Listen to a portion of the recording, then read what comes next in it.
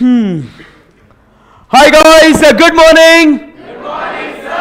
चलो, सो कल हम लोग ने एक बहुत ही इंपॉर्टेंट और बहुत ही इंटरेस्टिंग सा टॉपिक हम लोग ने फिनिश किया था, जो था कंपनीज ऑडिटर्स रिपोर्ट ऑर्डर 2020। कारो 2020 की बात करी थी, ठीक है ना। सो अच्छे से आपको समझ में आया? आपको कारो में आपको कोई भी कुछ क्वेरी है आपको, तो प्लीज अभी मौका है, पूछ लीजिएगा। कुछ भी डाउट, डिफिकल्टी, क्वेरी, पक्का एक एक क्लॉज आपको अच्छे समझ में आ गया है। तो फिर शुरू करते हैं। पहले हम लोग क्या करेंगे, रिवाइज करेंगे पूरा अभी तक जितना भी पढ़ा है, और फिर उसके बाद हम लोग क्या करेंगे, हम लोग आज कॉस्ट ऑडिट इस टॉपिक को हम लोग शुरू करेंगे। राइट, एकदम बढ़िया तरीके से रिवीजन होगा। चलो लेट्स रॉक गाइस। बोलेंगे what is the definition of audit. आपका फेवरेट डेफिनेशन ऑडिट का बोलो। Audit is defined as an independent examination of financial information of any entity, whether profit oriented or not, irrespective of its size or legal form, when such an examination is conducted with a view to express an opinion thereon. सही है। अब बात करेंगे आपका favourite company audit. So company audit के definition, company audit के अभी पूरे एक एक जो सेक्शन है उसको मस्त बोलना है आपको। रेडी हो आप लोग सब? बिना बुक में देख के, मतलब पूरा आपको अपने आप पे भरोसा रखना है कि भाई आप बोल सकते हो करके, नेचुरली बॉडी के अंदर से आने देना। चलिए, सो फर्स्ट सेक्शन अपन बात करते हैं, सेक्शन नंबर 141। तो सेक्शन नंबर 141 किसके बारे में बात करता है? Eligibility, qualification and disqualification. Who is eligible to act as the auditor of the company? Chartered accountant. When is that chartered accountant qualified? When he is practicing. Practicing where? In India. Best है। अगर firm को appoint करना है तो provision क्या कहता है? Majority of the partners should be chartered accountants and practicing in India. अब बात करेंगे डिस्क्वालिफिकेशंस की। सेक्शन नंबर कौन सा है? 141 सबसेक्शन 3। सो फर्स्ट डिस्क्वालिफिकेशन क्या कहता है? Body corporate other than limited liability partnership, जिसमें कंपनी बॉडी कॉर्पोरेट है, एलएलपी भी बॉडी कॉर्पोरेट है। क्वालिफाइड कौन है? एलएलपी। डिस्क्वालिफाइड कौन है? कंपनी। सेकेंड पॉइंट क्या कहता है? ऑफिसर और employee of the company. Third point क्या कहता है? पार्टनर और एम्प्लॉय ऑफ द ऑफिसर और employee of the company. Six point हम लोग ने क्या पढ़ा था? A person whose relative is a director और is employed as a director और key managerial person, he will be what? Disqualified. फिर बात करते हैं फोर्थ वेरी इंपॉर्टेंट डिस्क्वालिफिकेशन, जो क्या कहता है? A person who is eligible और हिज पार्टनर और his relative, number 1, holding any securities और interest in the company, holding company, subsidiary company, associate company and subsidiary of such holding company. However, a relative may hold up to face value of rupees 1 lakh. सही बात है। If the amount exceeds the threshold limit, corrective action should be taken within 60 days from the date of acquisition of such interest or security. उसके बाद अपन आगे बढ़ते हैं। Second point उसके अंदर क्या कहता है? बोलो ना। Indebted in excess of rupees 5 lakhs to the company, holding company, subsidiary company, associate company and subsidiary of such holding company. फिर इनडायरेक्ट इंडेप्टनेस की बात करते हैं, जिसमें क्या कहता है? गिवन एनी गारंटी और security in connection with the indebtedness of any third party, बराबर, तो क्या हो जाएगा? He will be disqualified, but in excess of rupees 1 lakh। अब फिफ्थ डिस्क्वालिफिकेशन क्या कहता है? Business relationship. बेटे, what is described as business relationship? A transactions of commercial nature. So बेटा वो क्वालिफाइड है कि डिस्क्वालिफाइड है? डिस्क्वालिफाइड है। बट क्या इसके अंदर कुछ एक्सेप्शंस है क्या? Yes sir. Number 1, professional services. Number 2, ordinary course of business at the arm's length price. Easy एकदम? Yes sir. उसके बाद अपन बात करते हैं सेवेंथ डिस्क्वालिफिकेशन की। क्या कहता है सेवेंथ डिस्क्वालिफिकेशन? दो डिस्क्वालिफिकेशन है। Number 1, a person who is in full time employment elsewhere, and उसमें सेकेंड पॉइंट क्या कहता है? Ceiling on number of audits. कितना सीलिंग है? 20। ये कैसा सीलिंग है? Per person and not per firm. It is to be seen as on the date of appointment. कौन से कंपनीज इसके अंदर इंक्लूडेड नहीं है? Small company, 1 person company, dormant company, private limited company with paid up share capital less than 100 crores। But in companies को कहते हैं include करना पड़ेगा। कब करेंगे इनको include? When they do not comply with provisions of section number 137 and 92। सही है एकदम? Yes sir. उसके बाद आगे बढ़ते हैं 8th disqualification, a person is convicted by court for offence involving and a period of has not elapsed from the date of conviction, so he will be disqualified. इसी के साथ एक सेक्शन पढ़े थे, वो कौन सा था? 140 सबसेक्शन 5। उसमें क्या बोला? अगर एनसीएलटी उसको कन्विक्ट करता है for fraud, he will not be eligible for period of 5 years of any company. सही है एकदम? Yes sir. अब बात करते हैं 9th वाला disqualification, prohibited services under section number 144। So who cannot provide? Eligible person, his subsidiary, associate और any other form of entity. किसे प्रोवाइड नहीं कर सकते हैं? Company, holding company, subsidiary company, बस इतना ही है। What he cannot provide? तो services as mentioned under section number 144। Clear है एकदम? यस। अब वो 144 के सर्विसेज में मेमोरी टेक्निक क्या दिया? Bad mafia. सो बी मतलब क्या कहेंगे? बोलना पड़ेगा आपको, banking services. Second, accounting and book keeping services. D मतलब design and implementation of financial information systems.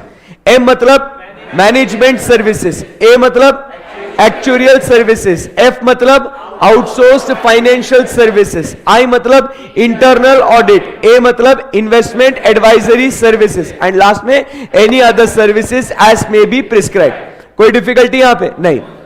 Auditor appoint हुआ, अपॉइंट होने के बाद ही attracted disqualification, he has to vacate the office. Such a vacancy is called as casual vacancy. Section number 141 subsection 4। सही है? यहां पे अपना एलिजिबिलिटी, क्वालिफिकेशन, डिस्क्वालिफिकेशन निपट गया। बेटे कॉन्फिडेंस है क्या? अच्छा खासा। आगे बढ़ते हैं। आज क्यों स्लो कर रहा हूं? पूछो पूछो, मैं बहुत दिनों बात कर रहे हैं ना, तो इसीलिए आज इतने दिन का जो समय है ना अपना, आज पूरा उसमें आज यूटिलाइज करेंगे एकदम रिलैक्स होके। बट आपने सोच सोच के अच्छे से जवाब देना है, ठीक है? ओके। सेकंड, अभी सेक्शन कौन सा आता है अपना? 139, जिसमें हम लोग बात कर रहे हैं सबसे पहले अपॉइंटमेंट ऑफ ऑडिटर्स की। सो अपॉइंटमेंट ऑफ ऑडिटर्स की बात करते हैं तो 4 सबसेक्शन है अपने पास। कौन से? 139 सबसेक्शन 6, सबसेक्शन 7, सबसेक्शन 1, सबसेक्शन। बहुत शानदार। सो अब मैं जितना पूछ रहा हूं उतना जवाब देना। Appointment of first auditor in case of non government company is done by board of directors. Confidence के साथ बोलना, सही या गलत की चिंता मत करो, जो आपको लग रहा है उसका जवाब देना। So appointed by board of directors within how many days from the date of incorporation. If they fail, power goes to they appoint within 90 days and the tenure is till conclusion of first annual general meeting. First auditor in case of government company appointed by Comptroller and Auditor General of India within how many days? 60 days from the date of incorporation. If they fail, power goes to they appoint within. If they fail, power goes to they appoint within. Tenure is till conclusion of first annual general meeting. Subsequent auditor in case of non-government company appointed by in the annual general meeting. Tenure is till conclusion of 6th annual general meeting. The meeting in which is first appointed is considered as first annual general meeting. सही है एकदम? Okay. Subsequent auditor in case of government company appointed by energy चाहिए Comptroller and Auditor General of India within how many days? Within how many days? From the commencement of the financial year, and his tenure is till conclusion of next annual general meeting. 139 subsection 8 किसके बारे में बात करता है? Filling of casual vacancy. Section number पूछूंगा तो आपको नाम आना चाहिए, नाम पूछूंगा तो सेक्शन नंबर भी आना चाहिए। 139 सबसेक्शन 8 किसके बारे में बात करता है? Filling of casual vacancy. दो कंपनी से कौन सी? Non government company and government company. दो रीजन से कौन से? Resignation and 3D।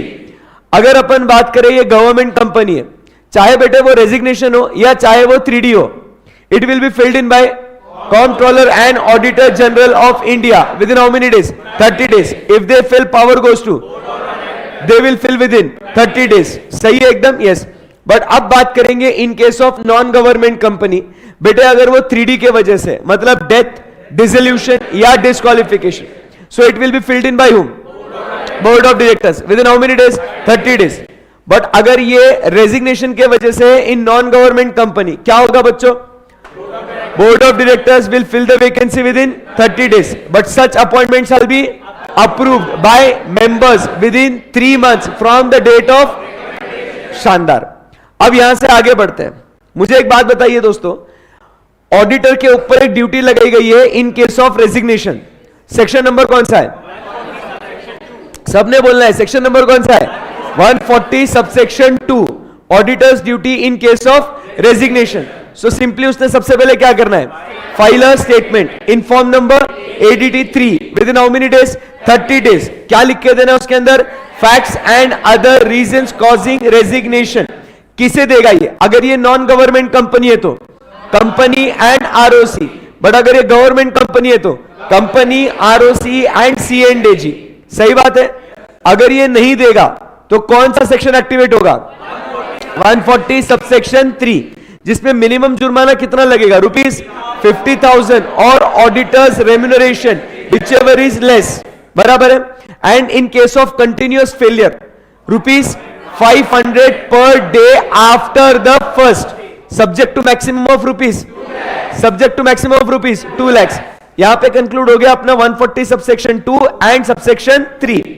अब बात करेंगे सेक्शन नंबर 139 सबसेक्शन 2, जो बात करता है अबाउट रोटेशन ऑफ ऑडिटर्स. सबने बोलना है रोटेशन ऑफ ऑडिटर्स. तो रोटेशन ऑफ ऑडिटर्स ये किसे किसे किसे किसे एप्लीकेबल है? Listed company, unlisted public company having paid up share capital greater than और equal to 10 crore. Unlisted public हो गया. अभी private company having paid up share capital greater than और equal to, and companies other than A or B but having borrowings greater than or equal to 50 crores. but borrowings के अंदर क्या आएगा? यहाँ पे public deposits भी आएंगे. सही है एकदम? yes. but it is not applicable to which companies? small companies and one person company. अब जिस कंपनी को ये प्रोविजन एप्लीकेबल है, they shall not appoint an individual auditor for more than, come on, confidence के साथ, for more than 1 term of 5 consecutive years, and an audit firm for 2 terms of 5 consecutive years, and an audit firm for 2 terms of 5 consecutive years. Cooling period is of 5 years. Common partner, brand name, trade name, common control. सही बात है एकदम. yes sir. A break in term of 5 consecutive years is considered as completion of provision. सही है एकदम. yes. Internal rotation हो सकता है क्या? 139 सबसेक्शन 2 में कॉन्फिडेंस है? yes. आगे बढ़ते हैं. सेक्शन नंबर 177 किसकी बात करता है? ये ऑडिट कमेटी. सबसे पहले बात करेंगे उनके फंक्शंस के बारे में. बिना बुक में देख के बोलना है. You can do it. Function सबसे पहले recommendation, remuneration, terms of appointment. फिर क्या करेंगे? Monitoring the performance and review what the auditors independence and performance. सही है एकदम. यस. देन वो लोग एग्जामिनेशन भी करेंगे, कुछ financial statements and auditors report, plus they will assist in what?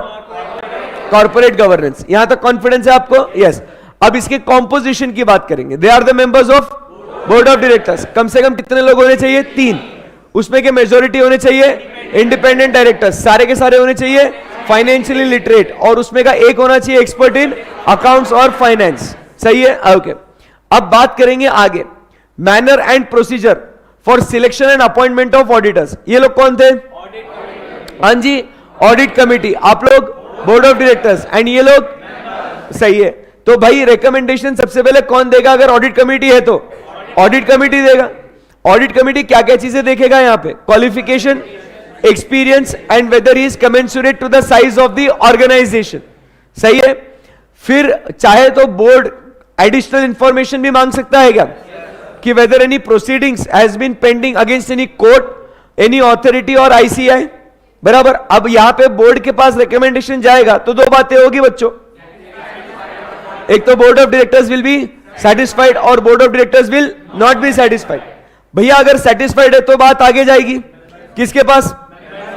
And members will do the. But अगर board satisfied नहीं है तो they will do what? Refer back the recommendation to the audit committee citing reasons. And if the audit committee considers not to reconsider its original recommendation, board क्या करेगा? Record the reasons. Board सबसे पहले क्या करेगा? Record the reasons and then give its own recommendation to the members and members will do the appointment. That was section number 177. Easy एकदम. Yes, आगे बढ़ते हैं. नेक्स्ट अब अपन बात करते हैं सेक्शन नंबर 142. किसकी बात करेंगे? बहुत सेक्शंस पड़े अपने पास अभी आपको लगा खत्म हो गया क्या? नहीं, बहुत बाकी है. सेक्शन नंबर 142 किसकी बात करता है? ऑडिटर्स रेम्यूनरेशन की. सो ऑडिटर का remuneration shall be fixed in the annual general meeting और in such a manner as may be determined therein. However, the remuneration of the first auditor may be fixed by only if it is appointed by it. सही है एकदम? Yes. Remuneration में क्या क्या आता है? Number 1, fees payable. Number 2, come on. Expenses incurred by the auditor in connection with the audit.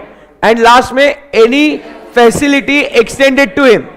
एक तो हम कुछ खर्चा करेंगे या तो हमें कोई फैसिलिटी प्रोवाइड करी गई है, but will not include what?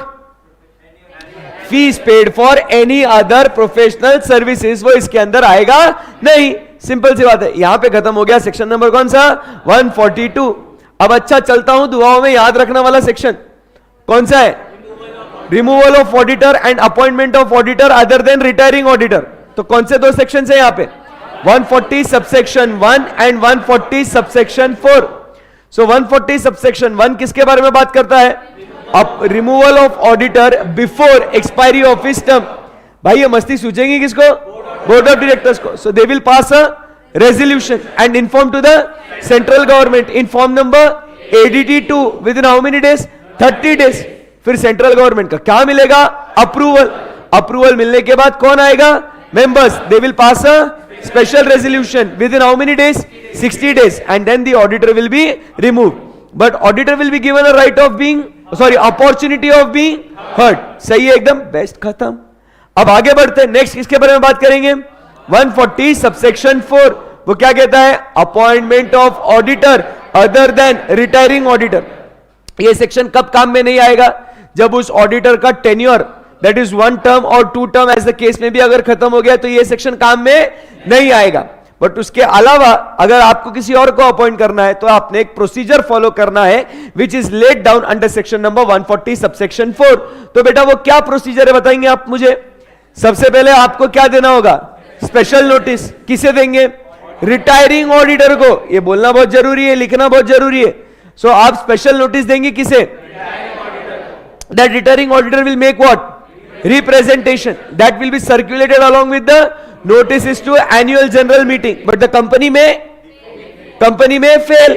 Company may because of 2 reasons. Number 1, it was received too late. Or because of the company's default.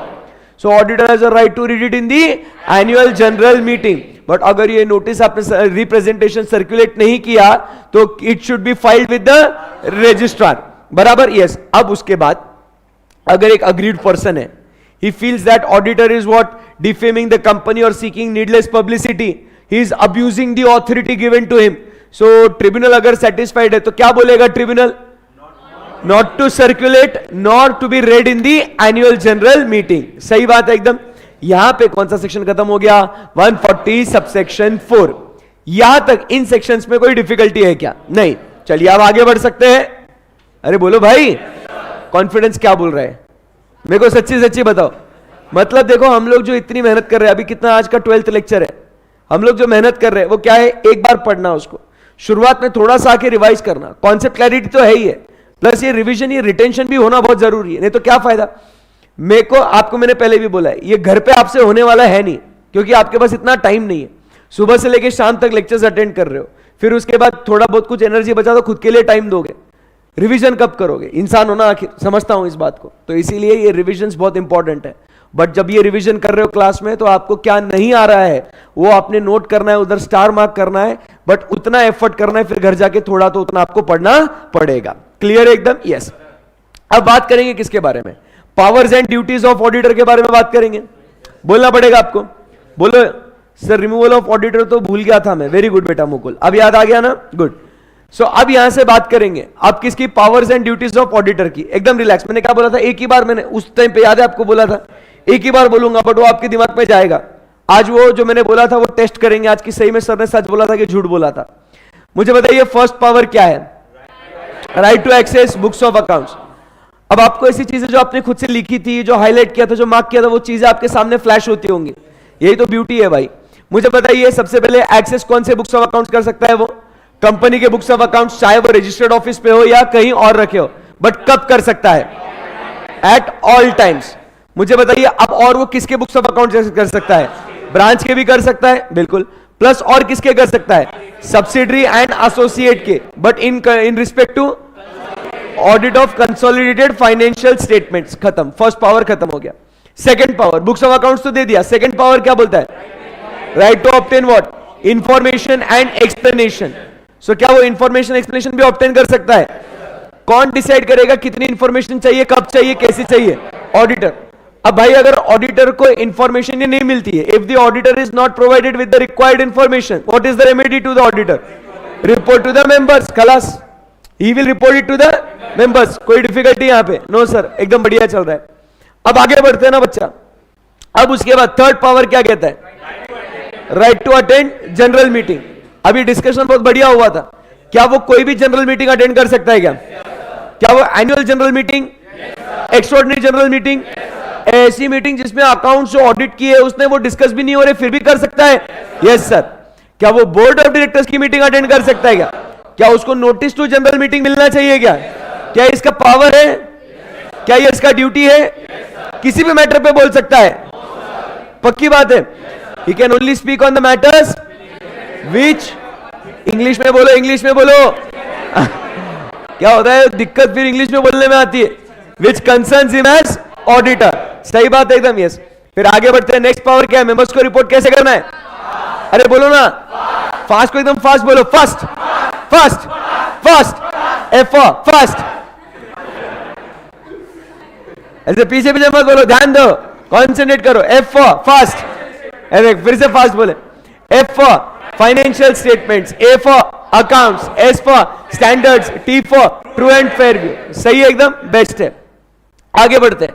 फिर अब मुझे एक बात बताइए दोस्तों, अब यहां पे उसका और एक पावर है, वो कौन सा? राइट टू लीन, पेमेंट और नॉन पेमेंट ऑफ फीस। इसके गाइडलाइंस दिया कौन? गाइडलाइन दिया कौन? ICAEW म्हणजे कोण? Institute of chartered accountants of England and Wales. उन्होंने दिया भाई।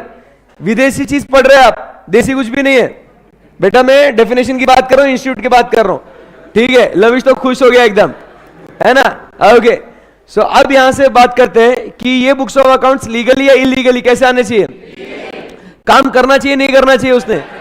एंड फिर उसको पैसा मिला या नहीं मिलना चाहिए? नहीं मिला, नहीं मिला तो वो राइट ऑफ लीन एक्सरसाइज कर सकता है। तो इसी के साथ अपने क्या बातें खत्म हो गई? पावर्स। कौन बोला ड्यूटीज? पावर्स खत्म हो गए ना भाई। हाँ, मेरे कान बहुत तेज है वैसे, I am a very good auditor, है ना? हाँ, तो यहां पे उसके पावर्स खत्म हो गए। अब यहां से बात करेंगे किसकी? ड्यूटीज के बारे में। सो फर्स्ट ड्यूटी क्या कहता है? वो हेडिंग याद आना चाहिए आपको। अरे क्या बोलता है?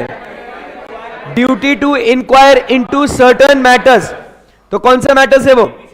ABCDEF। बोलो। ए फॉर एप्पल, बोलो। A for advances, B for book entries, C for company, D for deposits, E for expenses, F for cash। सही है एकदम, हो गया सर। अब एडवांसेस की बात करेंगे तो बस आपका घिसा पीटा पॉइंट है, वो बोल दो एक बार इंग्लिश में। इंपॉर्टेंट है, इंग्लिश में बोलो। सर हिंदी में पूछो ना, हमारी राष्ट्रभाषा है सर। चुपो, बोलो। लविश बोल बेटा इंग्लिश में, खड़ा हो। हाँ बोलो, एडवांसेस का क्या पॉइंट है?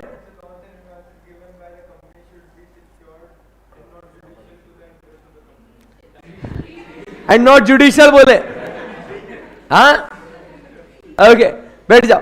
सो whether loans and advances made by the company on the basis of security should be properly secured and terms should not be prejudicial to the interest of the company. Be for book entries. हाँ भाई आप बोलेंगे English में। आपका नाम क्या? हाँ आकाश। All India rank 15। हाँ जी, फाउंडेशन का ऑल इंडिया रैंक 15। बताइए इंग्लिश में। आज आज मजा आएगा। ये क्या, ये इंग्लिश में बोलने वाली चीज है ना, तो एक एक खड़ा करके मजा आता है ऐसे। हाँ, फ्रॉड एंट्रीज देखा मन का अपना। अरे सर ने पूछा ना लिखने के लिए, अपन लिख देंगे फ्रॉड एंट्रीज। अच्छा, फेक एंट्रीज ऐसा वर्ड भी है उसके अंदर, वो एक्सप्लेनेशन है भाई। सो मिस्टर आकाश, अपने को बहुत आकाश पे जाना है ना, तो वेदर ट्रांजैक्शंस बाय क्या बोलेंगे, mere book entries are prejudicial to the interest of the company. बैठ जाओ। हाँ भाई, हाँ हाँ, आपका नाम टिकेश, बताइए बेटा। सी फॉर तेरी ऐसा होएगा ना, सी फॉर केस, फिर एफ फॉर क्या, फॉर कंपनी धोएगा। बोल सी फॉर, हाँ आगे। नुस्ता कंपनी याद करके नहीं जाना बाबू, बोलो।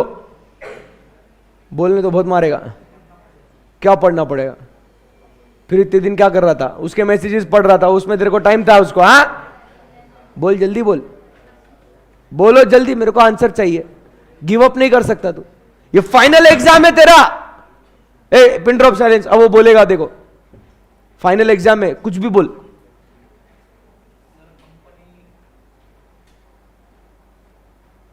बोल, था ना उस दिन तू लेक्चर में, बस आना चाहिए। फिर क्या होता है ना, कोरस में सबको लगता है सबको आ रहा है करके, तुम समझो बात को।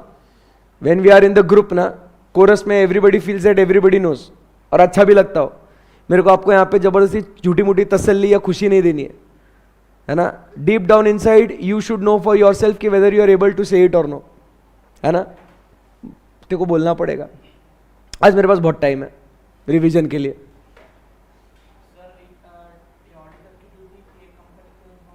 तू हिंदी में पेपर देने वाला है कि इंग्लिश में देने वाला है? तो इंग्लिश में बोल, टूटी फूटी इंग्लिश बोल, कोई फर्क नहीं पड़ता, किसी को भी नहीं आती। तू डर मत।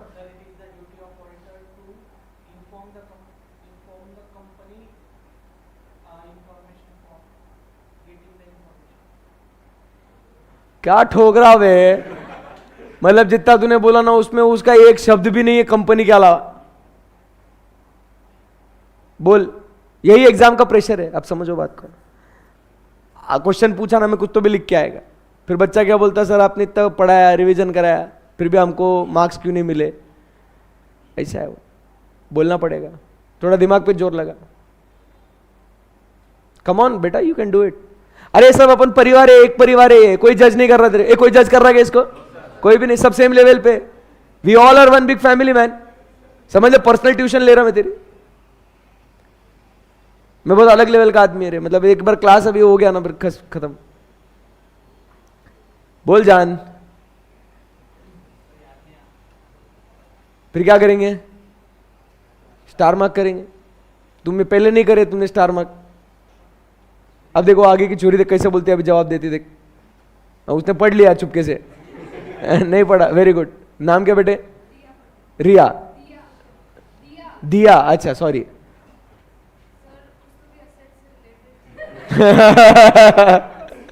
इंस्टीट्यूट को ऐसे लिखे आएंगे, देखो भाई कुछ तो भी एसेट्स रेट तुम तुम्हारे हिसाब से लगा लियो। लाइव स्ट्रीमिंग वाले बहुत मजा आ रहा तुमको। रुको, तुमको अभी तुमको भी पूछता हूं। बोल चोरी।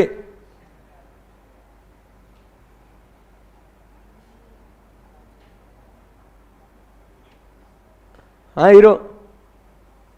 हाँ तो मेरी नजर तिरछी थोड़ी है बे साले।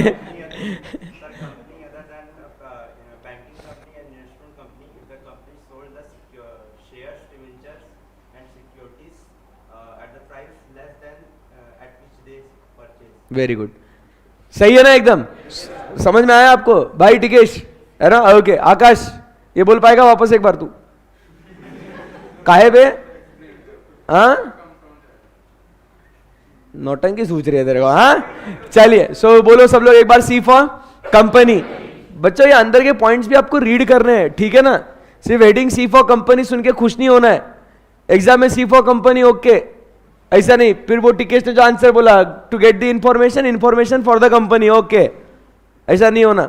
चलिए बोलो, C four, so where the company other than banking और investment company have sold so much of its assets which consist of shares, debentures and other securities below the price at which it was purchased. D for deposits. बोलो. Loans and deposits. हाँ, तो इसको report करेंगे. सही बात एकदम. Yes भाई. Next point. E for हाँ revenue account. Yes Weibo. F for आगे whether shares issued for cash, the cash has been received or not. and आगे इफ नॉट आगे लिखा है. If not, the treatment for how it is being dealt with. In the ठोक ठोक ठोक ठोक ठोक है ना. ये हमारा सब जन्म सिद्ध अधिकार है. कुछ पूछा है हम लिख के आएंगे. सही गलत की चिंता नहीं करते. मैं झुकेगा नहीं. हाँ चलिए तो क्या बोलेंगे. Where shares have been issued for cash, whether cash has actually been received and if not what is the position in the books of accounts and financial statements, whether it is 3 point से नीचे correct, regular and not misleading. सही बात है एकदम. Yes. Next duty क्या बोलते हैं. Duty to sign the audit report. बेटा उधर लास्ट बेंच. यस तू ये बेटा लास्ट बेंच तेरे पीछे कोई नहीं है. हाँ बोलो कौन साइन कर सकता है. उसका धोएगा ना बिना साबुन पानी के. उसका कुछ फीचर है ना. Qualified and qualification adverse. तो कहां पहुंच गया रे मेरे जान. Only the qualified and appoint duly appointed can sign the audit report ना रे. तो कौन कर सकता है क्वालिफिकेशन एडवर्स. कहा बोल रहा है बे. बोलो क्या है. परत qualification. Qualified and duly appointed auditor can do what. Sign the audit report. सही है एकदम. यस. अब बात करेंगे आगे. Duty to comply with standards on auditing. सही है. अब बात करेंगे 143 सबसेक्शन 3 ड्यूटी टू रिपोर्ट. आई बात समझ में. इसमें अंदर कितने पॉइंट्स है. 10 पॉइंट है. 9 नहीं है बाबू. 10 पॉइंट है. जे भी है लास्ट में चेक कर लो. लविश एक्चुअली चेक भी कर रहा है. अबे भरोसा रख मेरे ऊपर. ठीक है ना. ओके सो अब फर्स्ट ए वाला पॉइंट क्या कहता है. Whether the auditor has obtained all the information and explanation to the best of his knowledge and belief necessary for the purpose of his audit. ऐसा बोलना है. बोलो वापस एक बार. Whether he has obtained all the information and explanation which is to the best of his knowledge and belief necessary for the purpose of his audit, and if not क्या करना है. if not क्या करना है. Report. ऐसा मत बोलो. if not what is the impact on the financial statements ये बताना है.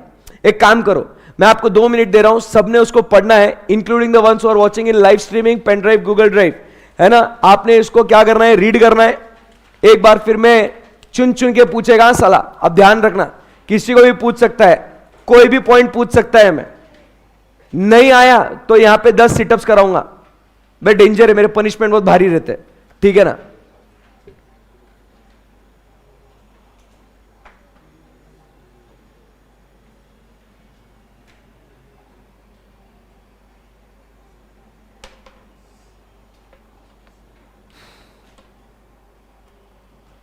सबने अच्छे से रीड करना है.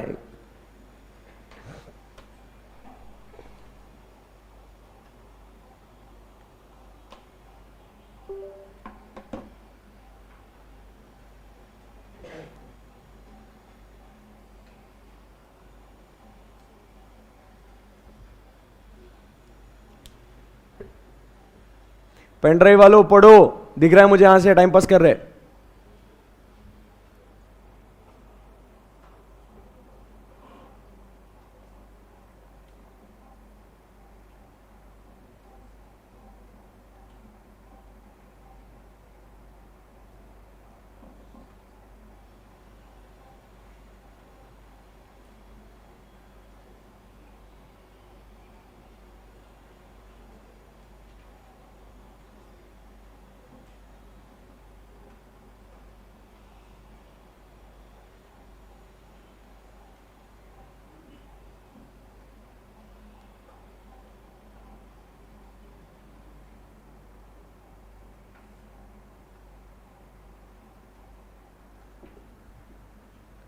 हरी आप, लास्ट 1 minute.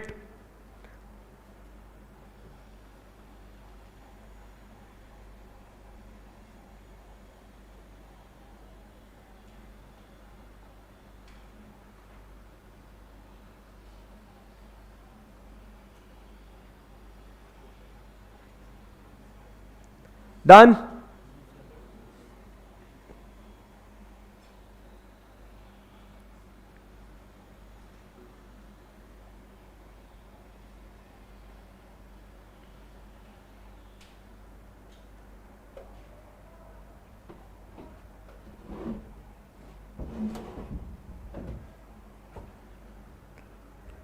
चलो बस बुक्स बंद करो अभी, बहुत पढ़ लिया, बस कम ऑन, बुक्स क्लोज, बंद करो बुक्स को. चलो शुरुआत करेंगे सानिया से. Come on, first point. तेरी तो बोल जल्दी. क्या हो रहा तेरे को? फर्स्ट पॉइंट दीदी बोलो. तेरी नाश्ता नहीं हुआ आज. छोरी बोल. देखो सुने आ रहा था, आ रहा है, वो बोल रही है कुछ. हाँ नहीं बोल रही हो. First point. अरे अभी तो क्लास में डिस्कस किया ना. चलो उनकी फ्रेंड आप थोड़ा हेल्प कर लो उनको, खड़े हो जाओ, आप बोलो फर्स्ट पॉइंट.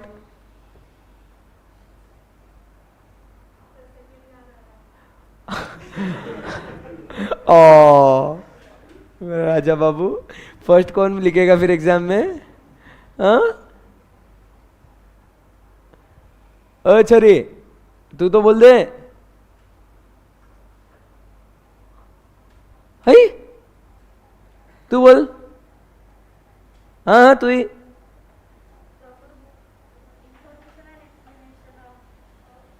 अच्छे से पूरे इंग्लिश में चाहिए मेरे को. हाँ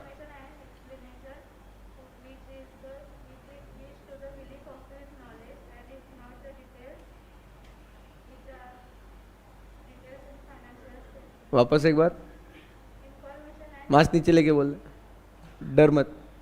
हाँ आप बोल.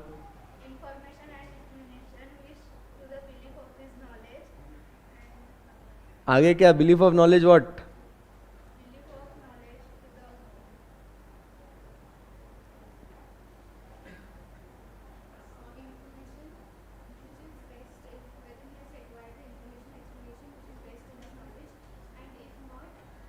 knowledge and belief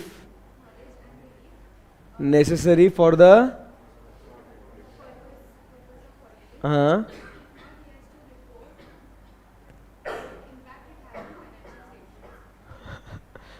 ठीक है. अब बोलो एक बार, बैठ जाओ तू भी.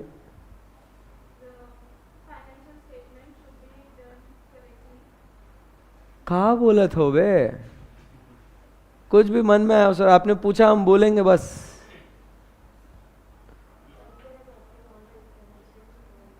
And explanation to the best of his knowledge and belief necessary for the purpose of his audit, and if not the impact on financial statements. चलो सब लोग बोलो एक बार अच्छे से. ये सब चीज़ें ध्यान में होना बहुत जरूरी है. हाँ भाई, नहीं तो आप फिर क्या हो जाएगा, कॉन्सेप्ट आता है, फिर क्या करेंगे कॉन्सेप्ट का, जो बोलते ना मेरे बारे में, मैं प्रूव कराता हूँ. ये सिर्फ क्या, हाँ कॉन्सेप्ट तो कॉन्सेप्ट में कहीं कमी नहीं थी ना. कॉन्सेप्ट तो पूरा पढ़ा है, पूरा लेट के पढ़े हम लोग तो उसको. बट आप क्या, जब एग्जीक्यूशन की बारी आएगी फिर क्या करोगे फिर? हाँ बैठ जाओ, बोलो वेदर ही हैज ऑब्टेन्ड. ध्यान से सोच समझ के बोलना, मेरे साथ साथ रिपीट करना, अच्छे से साथ में रिपीट करो. Weather he has obtained, sorry weather he has short and obtained, दोनों में डिफरेंस क्या है? सॉट मतलब मैंने मांगा और ऑब्टेन्ड मतलब मिला गया. पहले मांगना जरूरी है मिलने के लिए.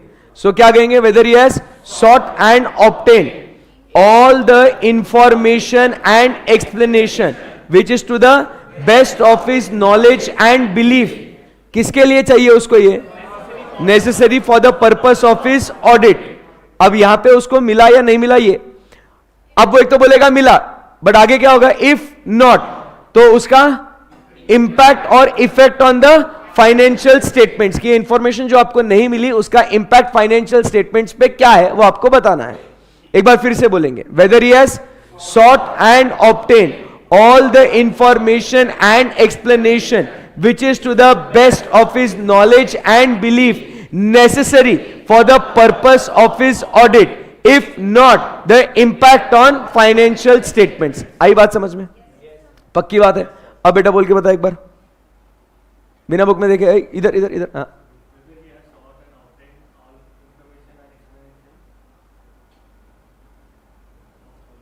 आगे आगे, अरे टू द, किसके लिए, फॉर द, अरे for the best of the audit, क्या बोले हो, for the purpose of his audit. आई बात समझ में? हाँ फिर आगे,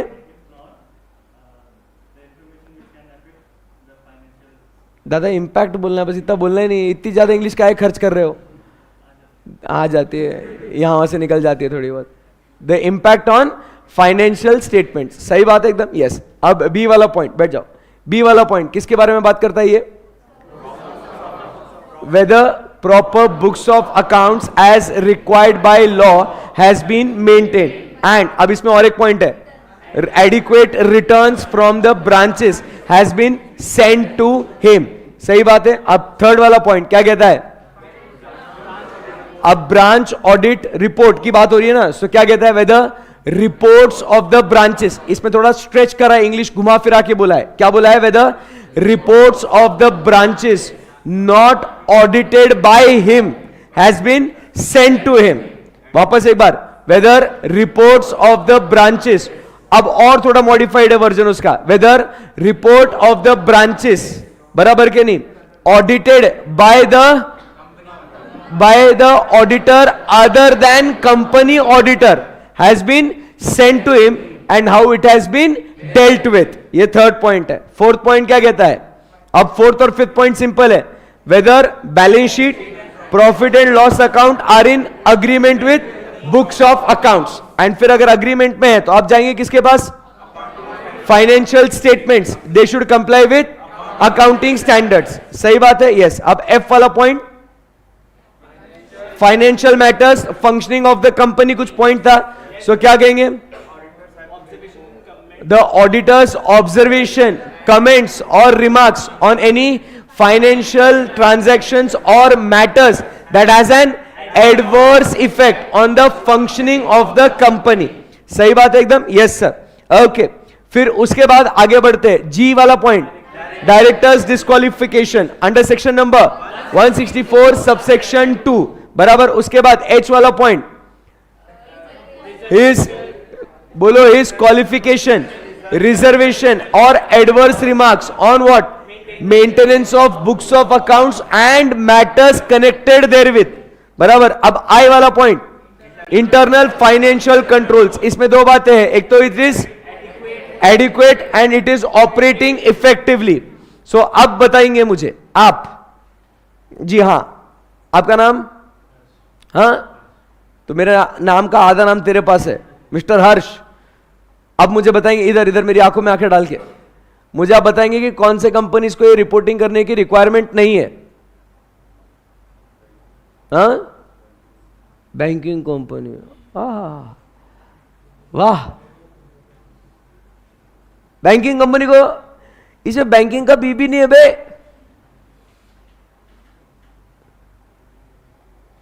तो so it is not applicable to certain private companies. तो एग्जेम्प्टेड प्राइवेट कंपनीज कौन सी है, अब बोलो, वो बोलेगा सिर्फ और सिर्फ 1% company, small company, private limited company with paid up share capital. हमारे सर गलत कैसे बोल सकते हैं, नहीं, सर ने बोला पेड अप तो होगा पेड अप भाई, हाँ जी बच्चे।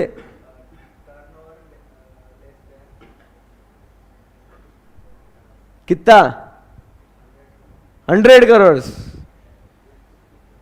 कि 50 करोड़?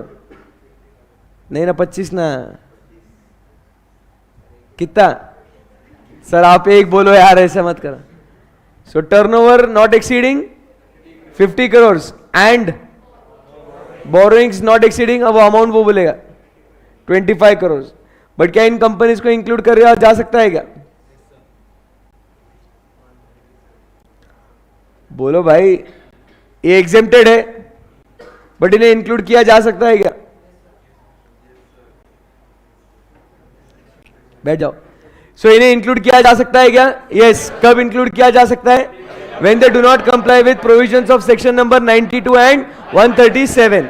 खत्म हो गई. अब अदर मैटर्स में कौन से आते हैं यहां पे?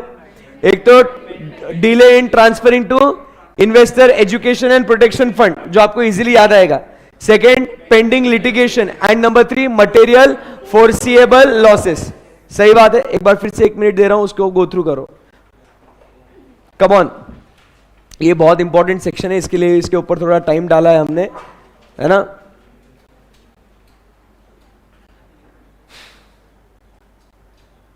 क्योंकि इसके बाद तो सीधा फिर आपका लविश का फेवरेट है कारो. लविश पूरे अभी आज 21 पॉइंट बोलेगा.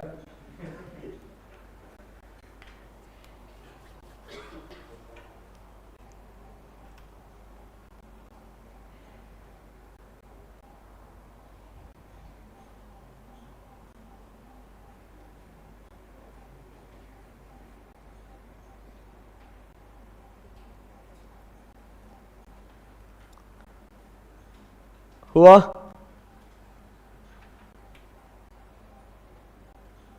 इसको जरा 10-20 हजार स्टार डाल देना.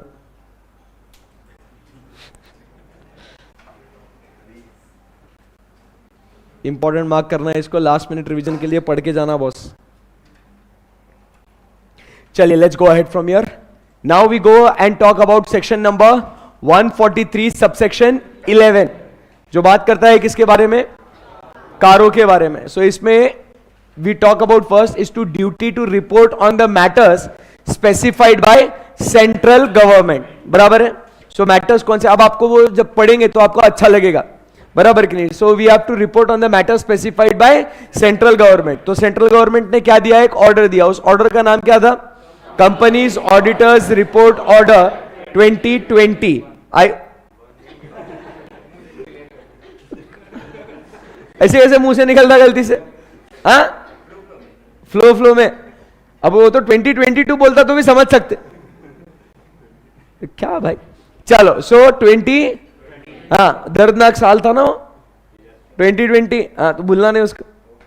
ओके. सो अब बात करेंगे किसे किसे एप्लीकेबल है. It is applicable to all the companies. रुको, टिकेश बोल देगा. टिकेश की जोर से इच्छा हो रही सर मेरे को पूछो. हाँ बेटा.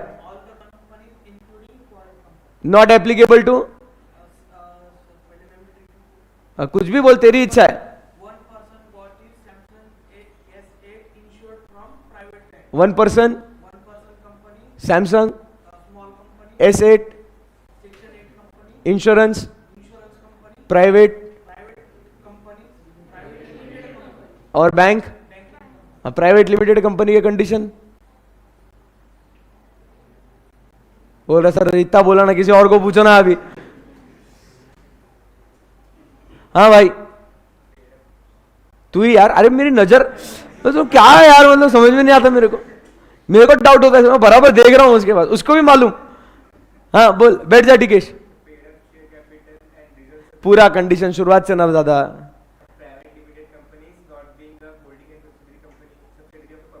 हाँ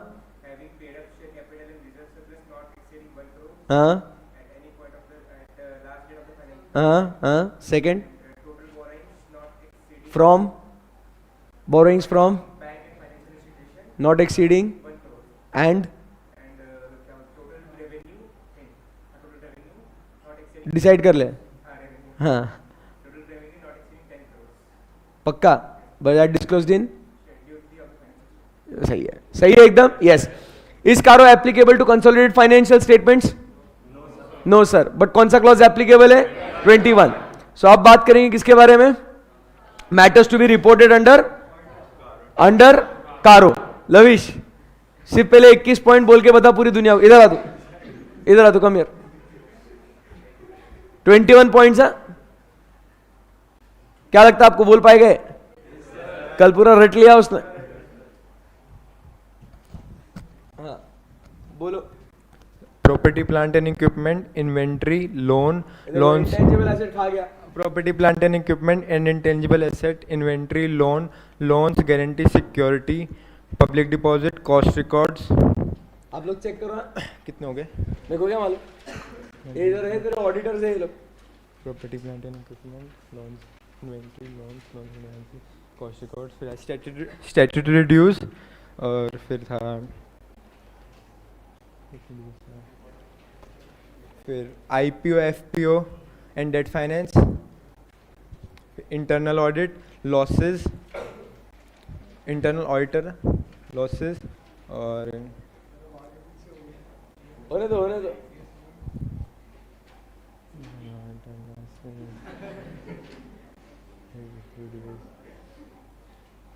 आएगा आएगा आएगा आएगा।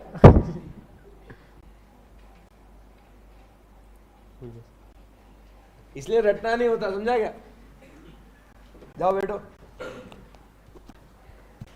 ओके, सो क्या हुआ भाई? बोल सकते क्या? कोई है क्या जो 21 पॉइंट्स ट्राई करेगा? एनीवन? चोरी करेगी तो ट्राई, आजा। हो गया, उसको आता है उसको, बट जैसे वो इधर डाइस पे आया ना, धक धक धक धक धक धक धक धक धक। हाँ जी बेटे, आ इधर। प्रॉपर्टी उधर देख, आंखों में आके डाल के, इनके इनके। Property plant and equipment, intangible assets, inventory, loans, advances, guarantee, security, उसके बाद है पब्लिक डिपॉजिट्स। मेरे को मेरे पास मत देख। हाँ, पब्लिक डिपॉजिट्स। एक सिंपल चीज है, 2 दिन में पढ़ा है ना इसको, ये 3 दिन में पढ़ा है। 3 दिन में, फर्स्ट डे पे एप्लीकेबिलिटी। मैंने आपको जिस तरीके से पढ़ाया उसको, आपको उसी स्टाइल में उसको ध्यान में रखना है। उसको आपको फर्स्ट डे पे के 10 पॉइंट, सेकेंड डे के 10 पॉइंट, हमने ऐसे 10-10 करके उसको रिवाइज किया था, इफ यू रिमेंबर। तो बस इतना ही ध्यान में रखना है कि फर्स्ट डे पे कौन से 10 पॉइंट थे, सेकेंड डे पे कौन से 10 पॉइंट थे। मैंने इसको पूरा टैक्टिकली एकदम स्ट्रेटेजिकली पढ़ाया इसको। फर्स्ट डे पे I focused only on applicability, second day पे फर्स्ट 10 पॉइंट्स, नेक्स्ट डे पे फर्स्ट द नेक्स्ट 10 पॉइंट्स। बोलो बोलो फिर से शुरुआत से। Property plant and equipment, intangible asset, inventory, loans, advances, deposits, loans, advances, security और गारंटी, पब्लिक डिपॉजिट्स। उसके बाद है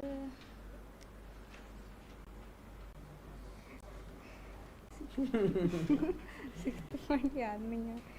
तुझे बोलना है? हाँ आओ ट्राई करो। बोलो बोलो सब बोलो आज। हाँ लो देखो, माइक दिया भैया ने, लो बेटे।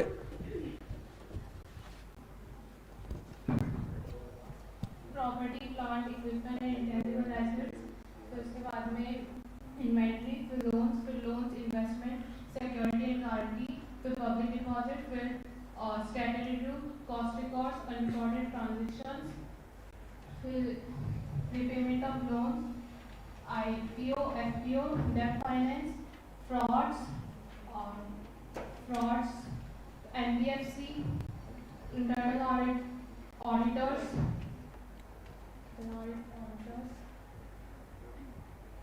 unrecorded transaction, adverse remark, unspent amount,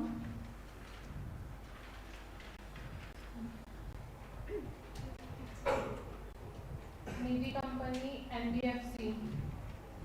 और बस चलो, अभी सब लोग एक काम करेंगे। सब लोग पूरे पूरे जितने 21 पॉइंट्स जो है, क्या करेंगे उसको, ये पूरे 21 पॉइंट्स को लिखने की कोशिश करेंगे बिना बुक में देखे। सिर्फ हेडिंग्स चाहिए मुझे, as if you are writing it in exam. पहले एक काम करेंगे, पहले 21 पॉइंट्स पे नजर घुमाएंगे। लाइव स्ट्रीमिंग वालों, पेनड्राइव वालों, आप भी काम करेंगे। ये बहुत इंपॉर्टेंट है। अंदर के पॉइंट्स देखो, अभी क्या है, अंदर के पॉइंट्स आपको आते हैं, उसमें कोई दिक्कत नहीं है। बट अब इंपॉर्टेंट क्या है, आपने ये जो 21 पॉइंट्स का जो हेडिंग है ये आपको आना चाहिए. सो चालू हो जाओ. 21 पॉइंट्स, एक 30 सेकेंड्स गो थ्रू करिएगा उसको.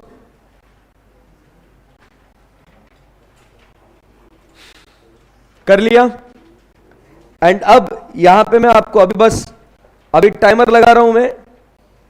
इन 1 minute योर टाइम है started. In 1 minute you should complete writing all the 21 points. चलो फिर से स्टार्ट करता हूं timer. Yes, your time starts now. Come on, hurry up.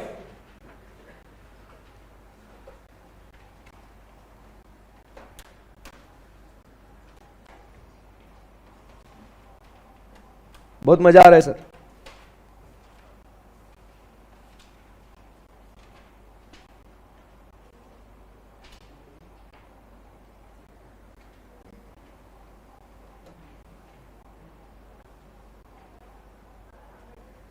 Thirty seconds हो गए.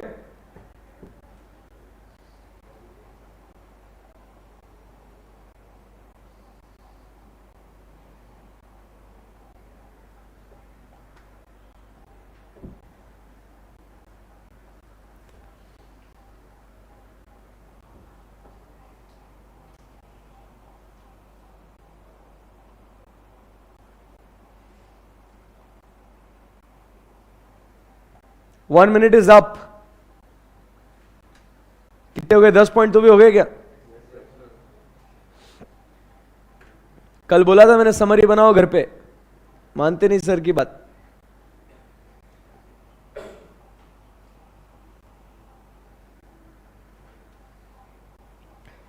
लाइव स्ट्रीमिंग वालों हुआ क्या आपका? हुआ है तो फोटो भेजो मुझे, मैं देखना चाहता हूं.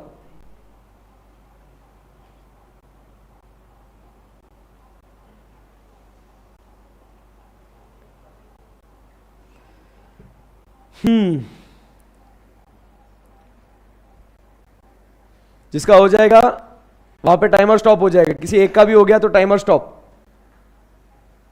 ऑल इंडिया रैंक 15 का हो चुका है मिस्टर आकाश. 2 मिनट हो गए.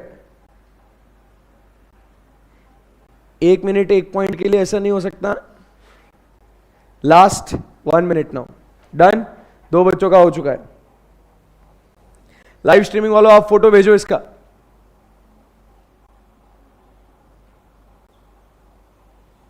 मुकुल सिर्फ बोलने का नहीं, फोटो भेजने का.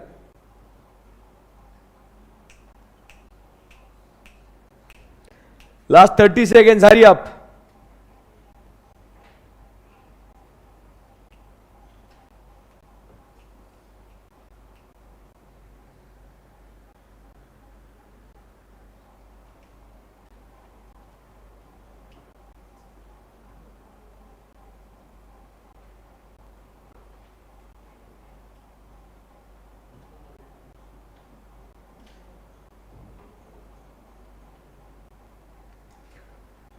समय समाप्ति की घोषणा हो रही है. Okay, times up.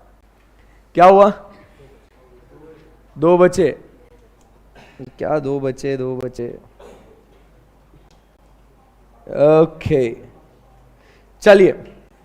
सो अब एक एक पॉइंट आप अभी बिना बुक में देख के अभी ट्राई करेंगे, मुझे बोलेंगे, ठीक है? और उसको डिस्कस भी करेंगे.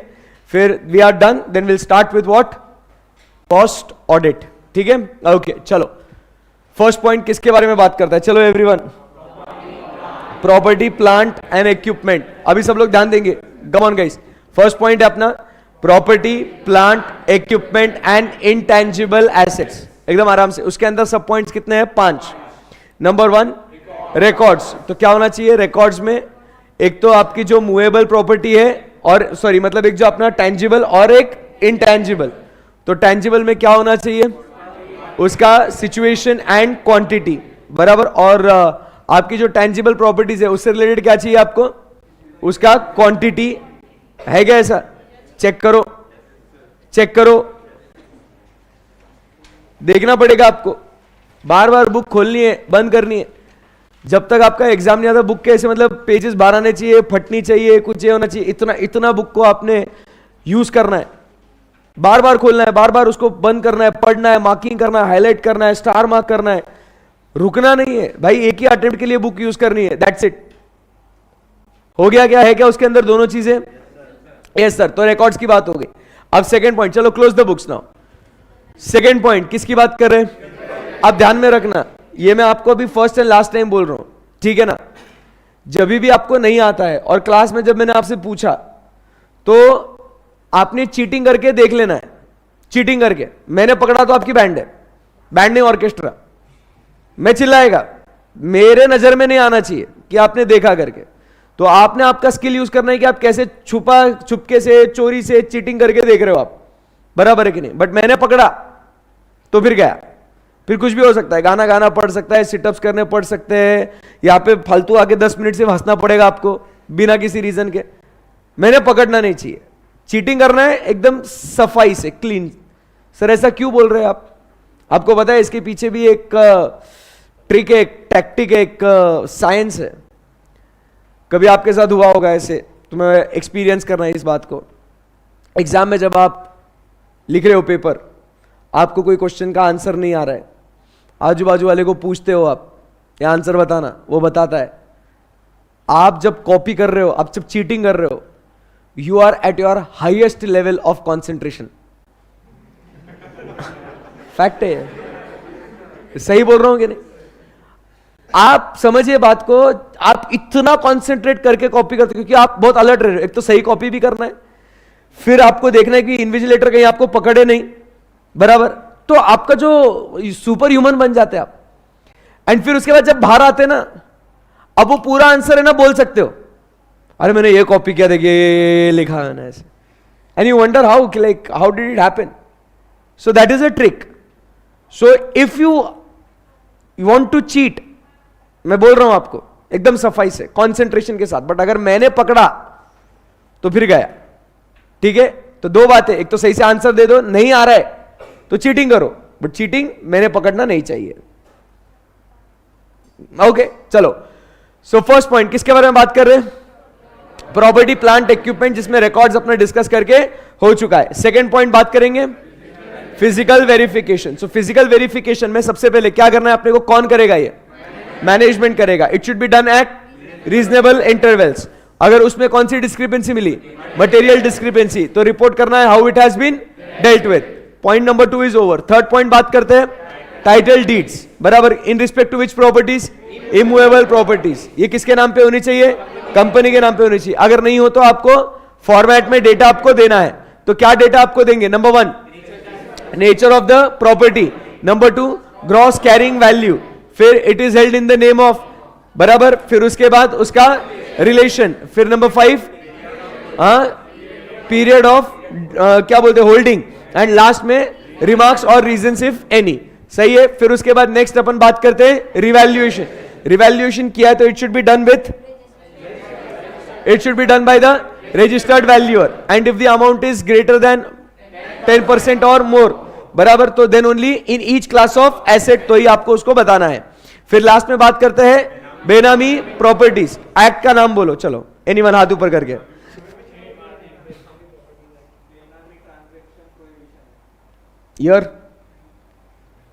ईयर भी है, बेनामी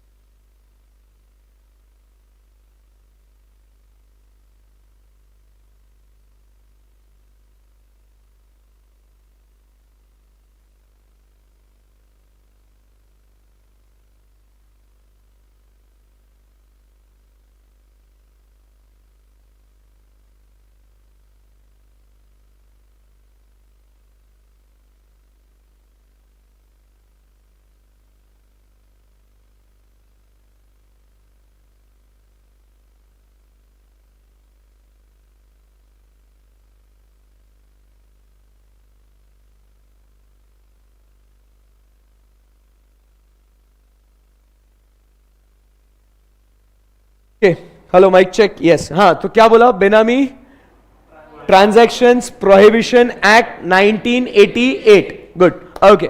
सो इसके अंदर आपको दो बातें रिपोर्ट करनी है। एक तो क्या होना चाहिए वो, एक तो whether the proceedings are initiated और पेंडिंग। सही बात है एकदम, यस सर। तो ये अपना किसके अंदर 5 पॉइंट हो गए बच्चों? Property plant equipment and intangible assets. अब बात करेंगे किसके बारे में? इन्वेंट्री। फर्स्ट पॉइंट क्या है अपना? Physical verification. So physical verification में क्या होना है आपको?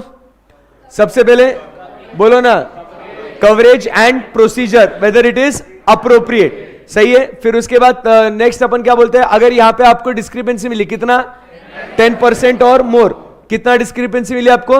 10% और मोर। सो आपको उसको रिपोर्ट करना है and how it has been dealt with. फिर उसके बाद यहां पे वर्किंग कैपिटल फाइनेंस। सो कितना कैपिटल? 5 करोड़ और मोर या एक्सेस ऑफ 5 करोड़? कल हो गया था इसके ऊपर, एक्सेस ऑफ 5 करोड़ या 5 करोड़ और more? Excess of 5 crore. Sanction या यूटिलाइज्ड? सैंक्शन। तो आपको क्या चेक करना है? Whether the statement send to the bank are in agreement with the books of accounts. सही है एकदम। यहां पे अपना सेकंड क्या खत्म हो गया? Property plant and equipment, intangible assets and inventory. अब थर्ड बात करेंगे, loans. So provisions of section number 185। Third किसके बारे में बात कर रहे हैं अपन? Normal loans. अच्छा, लोन्स गिवन। हाँ, तो इसमें क्या देखेंगे अपन? बोलो, लोन्स की बात कर रहे हैं तो क्या देखेंगे अपन? नहीं, बट थर्ड पॉइंट 185 और 186 का ही है ना? वो फोर्थ पॉइंट है। श्योर हो आप लोग? ओके, सो बताइए थर्ड पॉइंट क्या कहता है? वेदर लोन्स, एडवांसेस, सिक्योरिटीज और investments in the nature of loans has been given. If so, number 1 दो बातें, कौन से? एक तो घर वाले एंड बाहर वाले। सो घर वाले में क्या कहेंगे अपन? Associates, joint venture and subsidiaries. And बाहर वाले other than joint venture, subsidiaries and associates. दोनों में क्या पॉइंट रिपोर्ट करना है? The amount given and number 2 outstanding as on the balance sheet date. सही बात है, यस। सेकेंड पॉइंट इसके अंदर क्या कहता है? बोलना पड़ेगा, वेदर लगेज रिपेमेंट शेड्यूल नहीं आता है। सेकेंड पॉइंट क्या है? Whether terms are, whether it is properly secured and terms are prejudicial to the interest of the company. They should not be prejudicial to the interest of the company. Third point क्या कहता है? बोलो ना, whether schedule for repayment has been made and if so whether payment has been received regularly. But अगर regularly नहीं है तो fourth point क्या कहता है? If it is overdue for more than 90 days, what are the reasonable steps taken for its recovery? Fifth और six point किससे related है ये? फिफ्थ और सिक्स पॉइंट किससे रिलेटेड है? आपको अमाउंट और परसेंटेज दिखाना है। हाँ, सो क्या है? सिक्स फिफ्थ पॉइंट क्या है? Whether any new fresh loans extended बराबर has been given in respect of the existing loans. तो आपको क्या दिखाना है? उसका amount and percentage. And number 2 point क्या कहता है? Whether the loans have been repayment on demand. कुछ याद आता है क्या आपको? सो आपको उनका अमाउंट और उसका परसेंटेज भी आपको दिखाना है। सो ये थर्ड पॉइंट हो गया। फोर्थ पॉइंट क्या कहता है अपना? Loans, investment, guarantees and securities, compliance with provisions of section number 185 and 186। Fifth point किसके बारे में बात करता है? Public deposits. तो directives given by RBI, provisions of section number 73 to 76 and any order given by NCLT, Company Law Board, RBI has been complied with or not. Public deposits के बाद cost records बोलना पड़ेगा। Public deposits के बाद cost records whether provisions of section number 148 subsection 1 has been complied with. Cost records के बाद statutory dues. Statutory dues में क्या बोलेंगे? Disputed and undisputed. Undisputed है तो it should be deposited regularly. If not, the amount outstanding or the amount in arrears for a period more than 6 months as on the balance sheet date. बराबर। But अगर वो क्या बोलते हैं उसमें? Disputed है तो आपको दो बातें बतानी है। क्या? एक तो अमाउंट एंड फोरम। फिर आपको कल बोला था स्टैट्यूटरी ड्यूज के बाद कौन सा पॉइंट आपको याद आना चाहिए? Unrecorded transactions. So unrecorded transaction which has been any income which has been disclosed or surrendered in the tax proceeding should be recorded during the year. 8 point. 9 point क्या कहता है? Repayment of loans. So repayment of loans के अंदर बहुत सारे points हैं। Yes sir, कौन से repayment of loans के अंदर? बोलो ना, सबसे पहले whether the company has made any default in repayment of loans. Time to time का है क्या? Chop. Whether the company has defaulted in repayment of loans. बराबर। तो आपको वो कौन सी डिटेल्स देने? आपको number 1 nature of the borrowings, amount, फिर उसके बाद लेंडर वाइज डिटेल्स, बट इसमें किसका नाम नहीं देना है, डिबेंचर होल्डर्स का, then period of delay and last में रिमार्क्स इफ एनी. सेकंड, इतना गुस्सा नहीं करना बेटे, रिलैक्स. सेकंड पॉइंट क्या कहता है, whether the company has been declared as wilful defaulter. Number 3 point क्या कहता है इसके अंदर, सुनाई नहीं आ रहा मेरे को, whether short term loans has been used for long term. Number 4, whether it has been applied for the same purpose for which it was obtained. 5th and 6th किसके लिए पॉइंट है ये, joint venture subsidiary and associates, उनके obligations को meet करने के लिए आपने लोन लिया है क्या, एंड दूसरा उनके शेयर सिक्योरिटीज को प्लेज करके आपने लोन लिया है क्या. तो ये अपना हो गया कौन सा, 9th पॉइंट. 10th पॉइंट किसके बारे में बात करता है, IPO, FPO and debt finance. ये फर्स्ट डे के सारे पॉइंट्स लिंक हो रहे हैं ना. So IPO, FPO and debt finance. So इसमें दो टाइप का है, कौन सा, एक पब्लिक ऑफर एंड दूसरा है private placement of preferential allotment. So दोनों में क्या रिपोर्ट करना है, whether it has been used for the same purpose for which it was. सही बात है एकदम, यस. अब आगे बढ़ते हैं next 11th point, fraud. 3 point है इसके अंदर, कौन से, एक तो एनी फ्रॉड ऑन और बाय द कंपनी. उसके अंदर का सेकंड पॉइंट क्या कहता है, fraud under section number 143 subsection 12. And number 3 क्या कहता है अपना, बोलो ना, whistle blower complaints have been considered. So ये फ्रॉड का हो गया 11th पॉइंट. सेकंड के बाद, फ्रॉड के बाद बोलो ना, निधि कंपनीज. निधि कंपनीज में कितने पॉइंट्स है अपने, 3 पॉइंट्स है. सो नंबर 1 क्या कहता है, एनओएफ टू डिपॉजिट्स कितना मेंटेन करना है, 1:20. कितने परसेंट अनएनकम्बर्ड डिपॉजिट्स रखने हैं, 10%. एंड लास्ट में इन डिपॉजिटर्स का पेमेंट में क्या है, default in repayment of payments to the depositors. So ये अपना सेकंड पॉइंट हो गया कौन सा, निधि कंपनीज.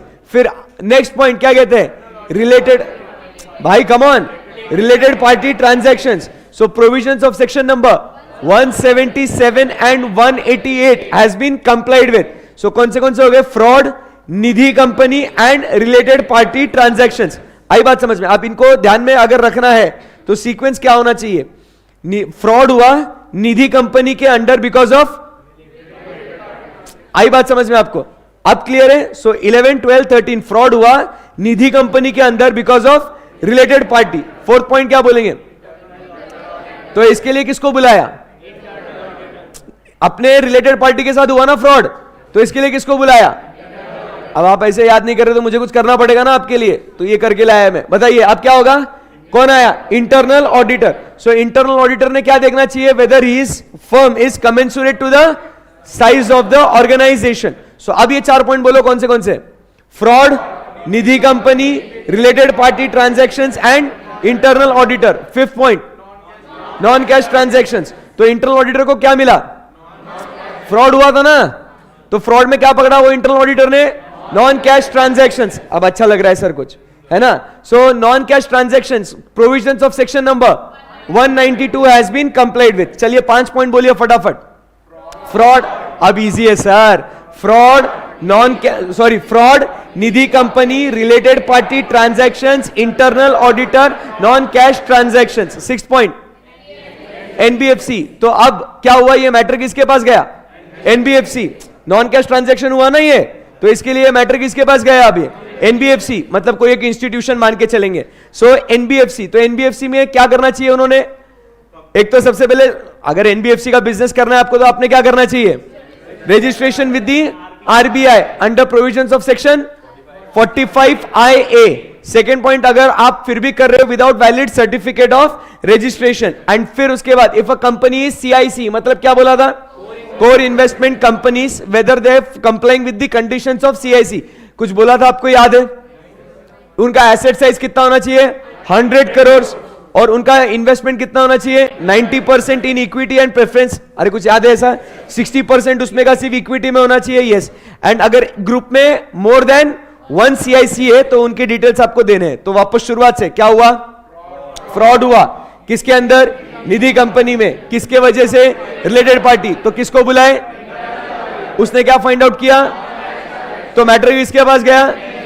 फिर आगे लॉसेस. अब एनबीएफसी ने डिस्क्लोज कर दिया कि क्या हुआ, ये इस फ्रॉड की वजह से क्या हुआ, लॉस हुआ. कौन सा लॉस हुआ, कैश लॉस. कौन से पीरियड में, current period and immediately preceding year में. तो तो आपको उसको रिपोर्ट करना है। चलिए बताइए क्या क्या हुआ, स्टोरी बताइए। फ्रॉड हुआ किधर? निधि कंपनी में। किसके वजह से? रिलेटेड पार्टीज के वजह से। तो कौन आया? उसने क्या देखा? तो ये मैटर किसके पास गया? उन्होंने क्या बताया? लॉसेस है। फिर आगे फिर क्या हुआ? ऑडिटर, लॉसेस है। ऑडिटर ने बोला ये फ्रॉड है, लॉसेस है, मैं जा रहा। घूमने को नहीं रे, मैं जा रहा छोड़ के। उसने क्या दिया? रेजिग्नेशन ना। सो रेजिग्नेशन दिया। तो whether the new auditor has considered the reason, so उसका जो भी क्या बोलते हैं उसका ऑब्जेक्शंस वगैरह रिमार्क्स वगैरह है by the whether it has been considered by the outgoing auditor. So उसको लॉसेस दिखे, इसके लिए ऑडिटर क्या बोला? मैं तो जा रहा हूं। आई बात समझ में? आई बात समझ में? ऑडिटर गया। अब ऑडिटर बीच में से गया ना छोड़ के। अब नेक्स्ट पॉइंट क्या है? हाँ, सो ऑडिटर पहले अभी अपन क्या बोलेंगे? अनस्पेंट अमाउंट है ना, ऐसा कुछ। सो ऑडिटर बीच में से गया छोड़ के, तो उसका बचा हुआ फीस तो दिया ही नहीं अपन ने। अरे आई बात समझ में? ऑडिटर बीच में से चला गया ना छोड़ के, तो क्या बचा? अनस्पेंट अमाउंट। तो अनस्पेंट अमाउंट अंडर कौन सा? ये सीएसआर का है। सो आपने वो 6 मंथ्स में क्या करना चाहिए? डिपॉजिट करना चाहिए। ऐसा बोला था ना वो 2% सीएसआर का आपने स्पेंड करना चाहिए। अगर नहीं हुआ उसमें तो वो साल खत्म होते से 6 महीने में आपने उसको जमा कर लेना चाहिए। सो यहां तक के पॉइंट्स बताइए क्या क्या हुआ? फ्रॉड हुआ। कहां हुआ? निधि कंपनी में। किसने किया? रिलेटेड पार्टी ने। उसको ढूंढने के लिए आया इंटरनल ऑडिटर। फिर पता चला नॉन कैश ट्रांजैक्शन हुआ है, जिसके वजह से ये मैटर गया एनबीएफसी के पास। उन्होंने बताया यहां पे है क्या है? Cash losses. तो इसके लिए ऑडिटर गया छोड़ के। अब वो छोड़ के गया तो उसकी फीस बाकी है, मतलब अनस्पेंट अमाउंट। सही बात है। अब अनस्पेंट अमाउंट है, फिर अब क्या होगा? यहां पे last point, second last point है ना, ये 20th पॉइंट है। तो इसके आपको फाइनेंशियल रेशियोज की भाई ये भले ही लॉसेस है, ये भले ही लॉसेस है और ऑडिटर भले ही छोड़ के गया, उसका अमाउंट बाकी है, बट हम बोल रहे हैं यहां पे क्या कि आने वाले 1 साल तक there is no material uncertainty based on the financial ratios, ageing, the realisation of the assets. उसको बोल क्या रहे बाजू के क्लास में? रियलाइजेशन ऑफ द एसेट्स बोलना पड़ेगा आपको।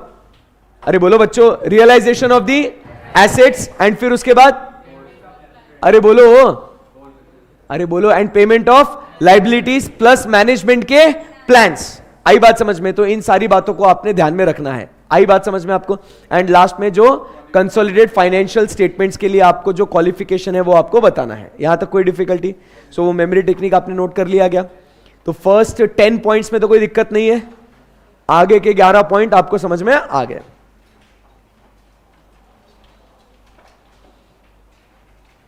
अब सर अच्छा हो गया, अब जान में जान आ गई है ना, इट्स गुड। क्या होता है इस मेमोरी टेक्निक की इज्जत कब होती है? जब खुद से अपन देखते हैं नहीं आ पा रहा है तो फिर कुछ तो भी चाहिए, तो फिर उसकी वैल्यू आ जाती है।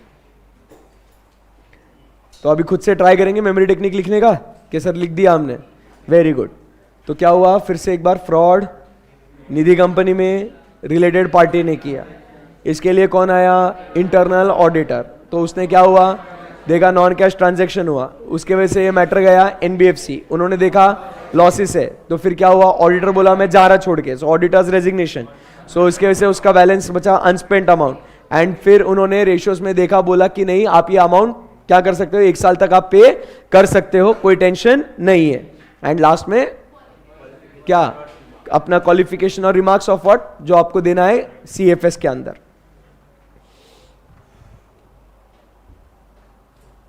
हाँ बेटा, ये तनिष्क मैंने कल ही बोला ना कि आप ये सीक्वेंस सेम नहीं रहा तो भी चलता है, ऐसा कोई फर्क नहीं पड़ता है। हाँ, जब आप कंपनी का ऑडिट रिपोर्ट बनाओगे उसमें आपने सीक्वेंस में ही लिखना है। तभी जब आप सीए बन जाओगे, आप ऑडिट रिपोर्ट बनाओगे।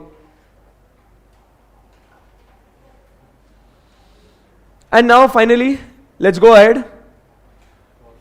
अब कॉस्ट ऑडिट नहीं हो पाएगा, 1.5 घंटा आपने बहुत ही आज आराम से लेट के रिवीजन कर लिया आपने। बढ़िया, जरूरी भी था रिवीजन, क्योंकि इतने दिन अपन ने रिवीजन नहीं किया ना, तो वो क्या है, आप भूल जाओगे उस चीज को। तो इसके लिए उसकी जरूरत तो थी। तो कोई बात नहीं, अपने पास छोटे छोटे टॉपिक्स बहुत सारे हैं और इस चैप्टर में, तो वो हम लोग करेंगे। तो क्या हो जाएगा, अपना ये छोटा छोटा पार्ट आज कंप्लीट हो जाएगा, ब्रांच ऑडिट और जॉइंट ऑडिट। और ये निपटने के बाद हम कल मिलेंगे और कल straight way will start with what, cost audit. कल खत्म हो जाएगा अपना. सो ये चैप्टर अपना फिनिश हो जाएगा.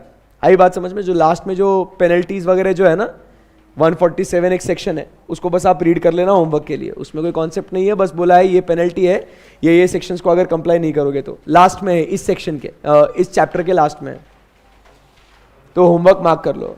प्रोविजंस फॉर कॉन्ट्रावेंशन ऐसे दिया है ना, पनिशमेंट फॉर नॉन कंप्लायंस, तो उसको होमवर्क मार्क कर देना. बट उसको रीड करना जरूरी है. होमवर्क का मतलब ये नहीं होता कि ये इंपॉर्टेंट नहीं है इसके लिए सर ने इसको होमवर्क दे दिया.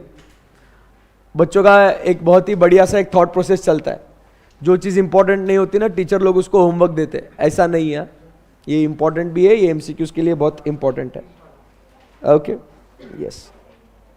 होमवर्क के लिए आप इसका समरी भी बनाने वाले थे, क्या हुआ उसका? आज बनाएंगे इसको, आज बना देना इसको. ठीक है, यस.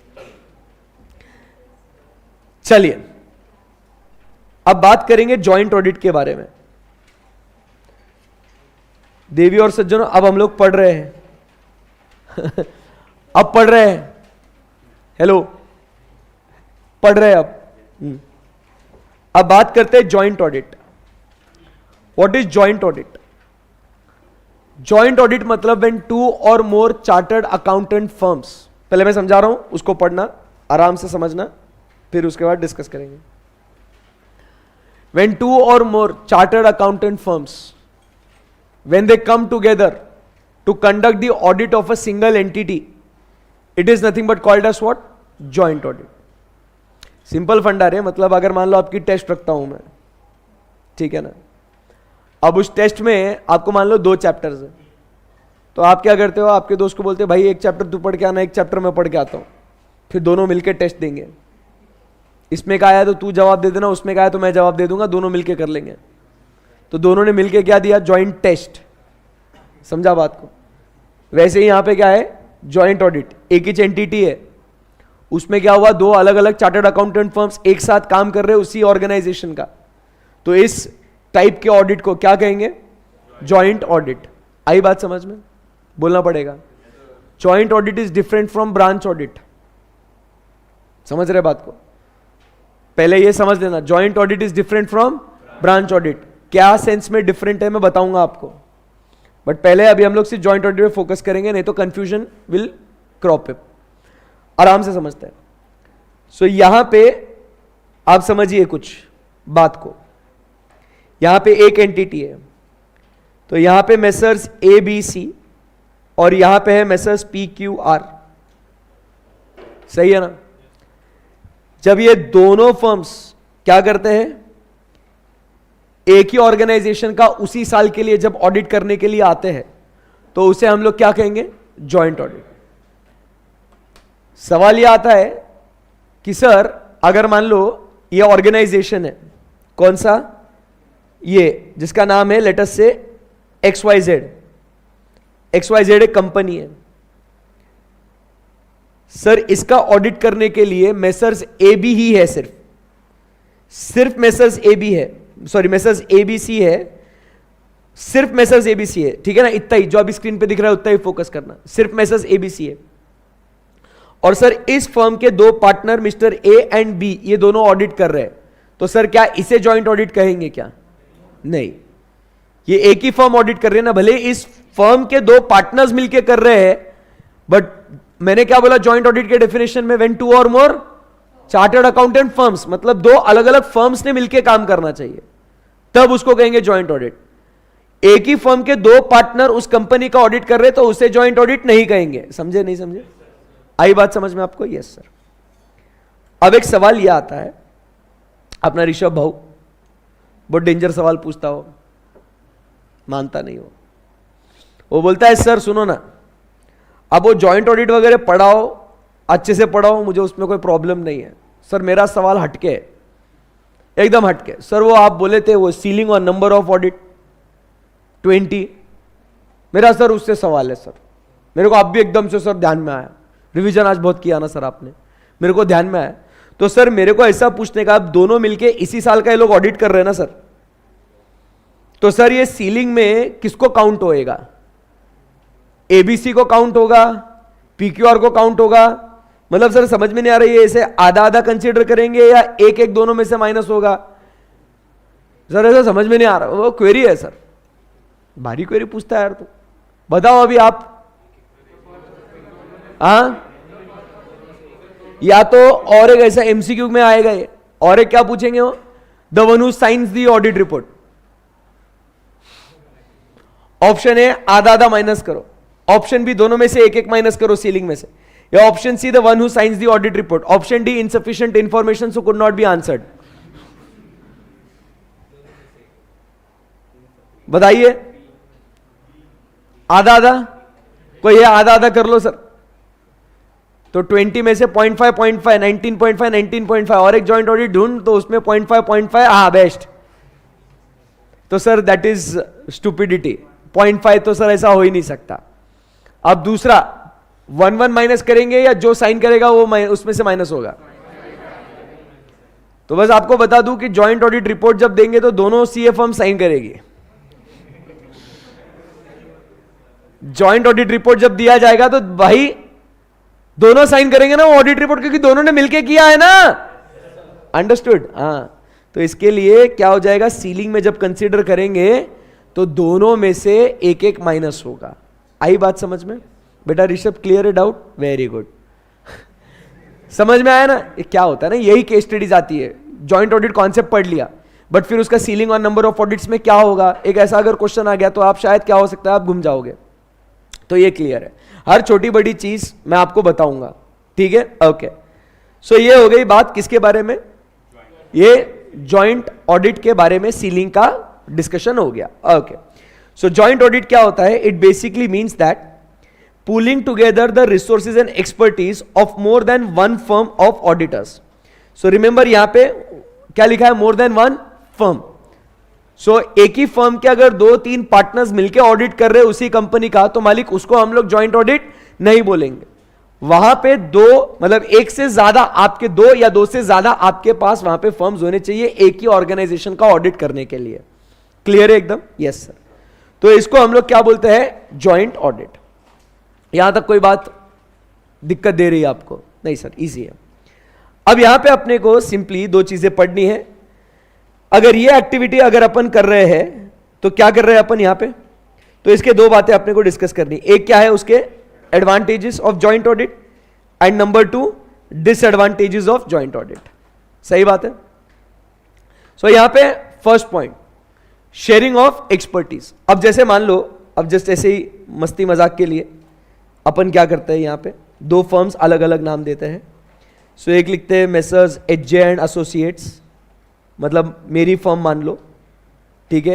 एंड यहां पे लेटर से एक दूसरा सीए फर्म है जो है ईवाई, अर्नस्ट एंड यंग, ठीक है ना?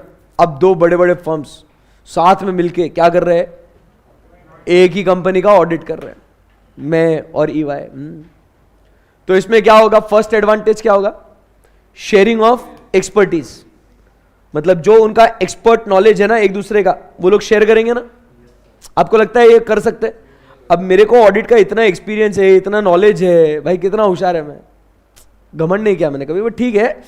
सो यहां पे क्या हुआ, बोला बच्चा, सो यहां पे क्या हुआ, ये लोग क्या करेंगे, sharing of expertise. First point क्या बोलते हैं ये लोग, शेयरिंग ऑफ एक्सपर्टीज। सही है एकदम? Yes sir. सो आप समझिए, मेरे को अगर मान लो स्टैट ऑडिट में कुछ किसी पर्टिकुलर एरिया को चेक करने का मेरे पास एक्सपीरियंस है, एक्सपर्टीज है, सो आई विल टेल देम। उनके पास कुछ एक्सपर्टीज है तो वो लोग मुझे बताएंगे। सो हमारा दोनों का फायदा होगा ना यहाँ पे, बराबर? तो ऑडिट बहुत बढ़िया होगा। So there will be what, sharing of expertise, point number 1। Number 2, advantage of what, mutual consultation.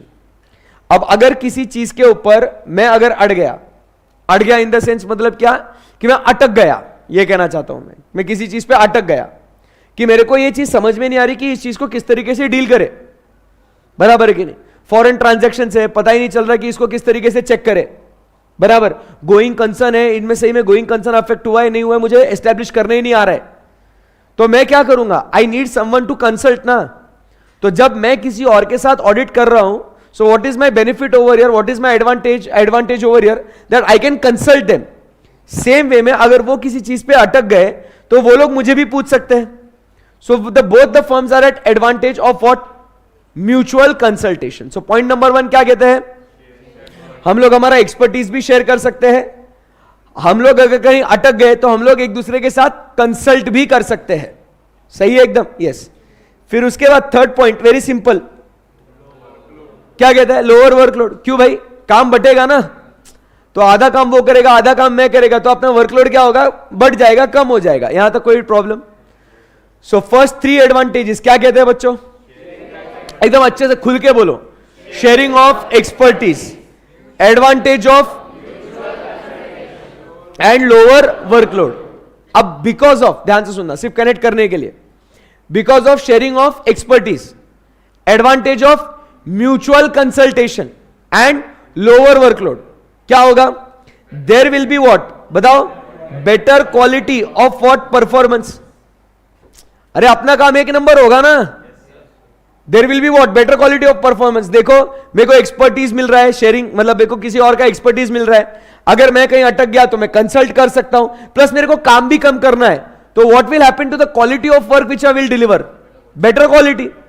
More over जो क्लाइंट है उसको कैसी सर्विस मिलेगी? क्लाइंट का भी तो मेरा क्वालिटी तो अच्छा ही होगा, बट मेरे क्वालिटी के साथ साथ किसको और बेहतरीन अच्छी सर्विस किसको मिल रही है? क्लाइंट को. So client will get with service improved services to the client. Best है. आई बात समझ में आपको? मेरे मजाक मजाक में 5 पॉइंट हो गए ना बच्चा. 10 पॉइंट में के 5 पॉइंट खत्म. सो अब एक बार स्क्रीन पे देख के बोलेंगे, एकदम इजी है. What is the advantage of joint audit? Sharing of expertise, advantage of mutual consultation, lower workload. Because of ऐसा थोड़ा अपने दिमाग के लिए बोलना. Because of sharing of expertise, because of sharing of expertise, advantage of mutual consultation and lower workload, there is what? Better quality of and client will get improved services. सही है एकदम. तो फर्स्ट 5 पॉइंट्स बहुत आसान है. अब अगले 5 point की चर्चा करेंगे. वो क्या कहता है? Displacement of the auditor of a company taken over in a take over is often prevented. बहुत मजा आता है ये पढ़ने में. क्या लिखा है ये? Displacement of the auditor of a company taken over in a takeover is often prevented. It's an advantage of joint audit. देखो कोई समझा सकता है? Displacement of the auditor of a company taken over in a takeover is often prevented. Displacement of the auditor of a company taken over in a takeover is often prevented. मैं समझाता हूं, देखो मैं समझाता हूं, ध्यान से सुनना. Displacement of the auditor of a company taken over in a is often prevented. समझा क्या? नहीं समझा? रुको और एक बार समझाता हूं, ध्यान से सुनना. क्या कहना चाह रहे हैं ये लोग यहां पे? कि डिस्प्लेसमेंट ऑफ द ऑडिटर है ना. ट्राई टू अंडरस्टैंड भाई. Displacement of the auditor of the company taken over in a take over is often. किसको किसको नहीं समझा? मैं समझा. मैं भाई समझाएगा भाई. अब एकदम लास्ट फुल एंड फाइनल ध्यान देना. देखो क्या हो रहा है? Displacement of the auditor. हा, displacement of the auditor of the company taken over in a take over is often. आप समझाना. बेस्ट है एकदम. ऋषभ नहीं समझा? खड़ा हो, सुन. Displacement of the auditor, displacement of the auditor of a company taken over in a take over is often prevented. सही है ना? समझ गया ना? बैठ जाओ. ऐसे कैसे नहीं समझा दूंगा? यही तो, इसको तो बोलते रटना. समझा गया आपको? तो पब्लिक बोलता ना ऐसा. चलो एनी विच वे, जो टेक्निकल लैंग्वेज था वो तो आपको अब याद हो गया ना. मतलब कितना भारी है. मैंने बोल रहा हूं आपको याद हो रहा है. अब देखो, समझा नहीं समझा? ये जो सेंटेंस है ये तो सर इधर छप गया, बस प्रूव कराना चाहता हूं कि इस चीज को बोलते हैं रटना। हर्षद सर सिर्फ रटा दे तो इसको बोलते कि सर इसी इतना कर आगे चलो आगे बढ़ते, समझ रहे? वो दर्द होता रहे हो मेरे को ऐसे, मतलब ऐसे इतना अच्छा पढ़ा के फिर अब ऐसे बच्चे पढ़ रहे, रैंक में आ रहे, नंबर अच्छे ला रहे, बट फिर भी दुनिया क्या बोलती है, ऐसा कर, वो अदर ऐसा थोड़ा दर्द होता हो, कभी कभी निकल के आता हो फिर। तो भाई बताओ, अब बिना बुक में देख के बता दो यार। Of a company taken over in a take over is often, हाँ अब समझाता हूं, अभी ध्यान से सुनना, नहीं अब आप सही में समझा रहा हूं। देखो दो कंपनी से, ऋषभ तो गुस्सा हो गया यार, ऐसा मत कर रहे। अब देखो क्या हुआ ना, दो कंपनी से, company X and company Y. अब ऑब्वियसली दोनों कंपनीज के ऑडिटर्स होंगे, mister blue and mister brown, अलग अलग कंपनीज के ऑडिटर्स होंगे ही होंगे, बोलो हाँ या ना? Yes sir. अब क्या हुआ, एक्स ने क्या किया, X took over company Y, X ने कंपनी वाई को ले लिया। तो बेटे एक्स कौन सी कंपनी हो गई, X is a company which is taken over. आई बात समझ में? अब इसके वजह से अब क्या हो गया भाई, अब इसका क्या हो गया, एक नई कंपनी बन गई। कौन सी कंपनी बन गई, एक एक्स वाई एक नई कंपनी बन गई, या कोई और नाम आ गया होगा, जिसका कंट्रोल किसका रहेगा, अभी एक्स का रहेगा ना कंट्रोल। तो अब ये जो ब्राउन जो है ना, ब्राउन, इसको तो क्या बोलना पड़ेगा, टाटा बाय बाय, क्योंकि उसकी कंपनी अब रही नहीं ना। तो ये क्या हो जाएगा, डिस्प्लेस। मतलब क्या डिस्प्लेस, मतलब shifting from one place to another. अब ये तो चला जाएगा, इसको तो जाना पड़ेगा। अरे बोलो भाई, यस सर। तो ये ही has to leave because there is altogether a new company, and why company's existence is not there, it is no longer present, so his displacement is there. So क्या हुआ, displacement of the auditor of a company taken over in a transaction of what, take over, is what, prevented. prevented मतलब क्या, अब यहां पे वो क्या बोलते हैं, अरे मिस्टर ब्राउन तू मत जा भाई, यहां पे ब्लू और ब्राउन अब दोनों मिलके ऑडिट करो। तो क्या हो गया, ब्राउन का डिस्प्लेसमेंट प्रिवेंट हो गया कि नहीं हो गया? हाँ, so that is what we call it as, अब रीड करो मेरे साथ, displacement of the auditor of a company taken over in a take over is often prevented. Are we good now? Simple है, सही बात है।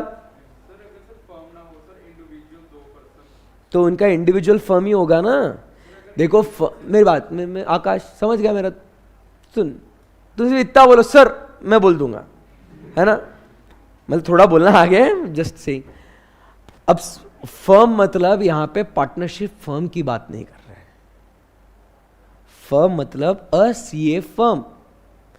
मैं अगर सोल प्रोप्राइटर में काम कर रहा हूं, जैसे मैंने जानबूझ के, मुझे पता था कि कोई ना कोई ऐसा पूछेगा, इसके लिए मैंने यहां पे क्या, मेसर्स एजेंट एसोसिएट्स, मेरा ये प्रोप्राइटरी कंसर्न है, ये इंडिविजुअल है, this is my firm, this is a partnership firm. Are we good now? आई बात समझ में? बस क्लियर है एकदम बात? यस। सो फर्म मतलब उसके अंदर इंडिविजुअल भी, individual chartered accountant firm and partnership chartered accountant firm. आई बात समझ? That is a firm. Clear है एकदम? सो डोंट गेट कंफ्यूज, मतलब फर्म मतलब सर क्या जरूरी है क्या पार्टनरशिप फर्म ही होना या एलएलपी होना? ऐसा नहीं, इंडिविजुअल भी हो सकता है। क्लियर है एकदम? या सो क्या हुआ बताएंगे 6th पॉइंट में? बच्चों बोलो क्या बोलता है? Displacement of the auditor of a company. अब तो टेक्निकल चीज याद भी हो गई है तो बेस्ट है, बताइए। Displacement of the auditor of a company taken over in a take over is often prevented. So क्या हुआ, which company is taken over? Y. तो किसका ऑडिटर डिस्प्लेस हो जाएगा? Y, because the auditor of a company taken over. आई बात समझ में?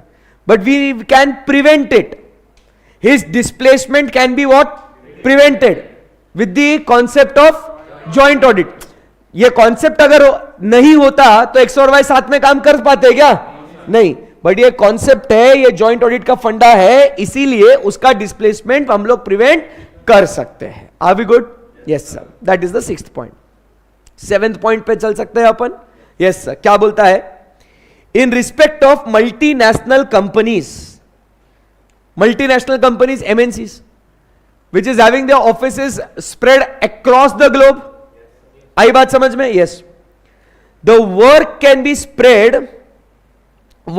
spread using the expertise of local firms which are in a better position to deal with the detailed work and the local laws and regulations. अब समझिए बात को.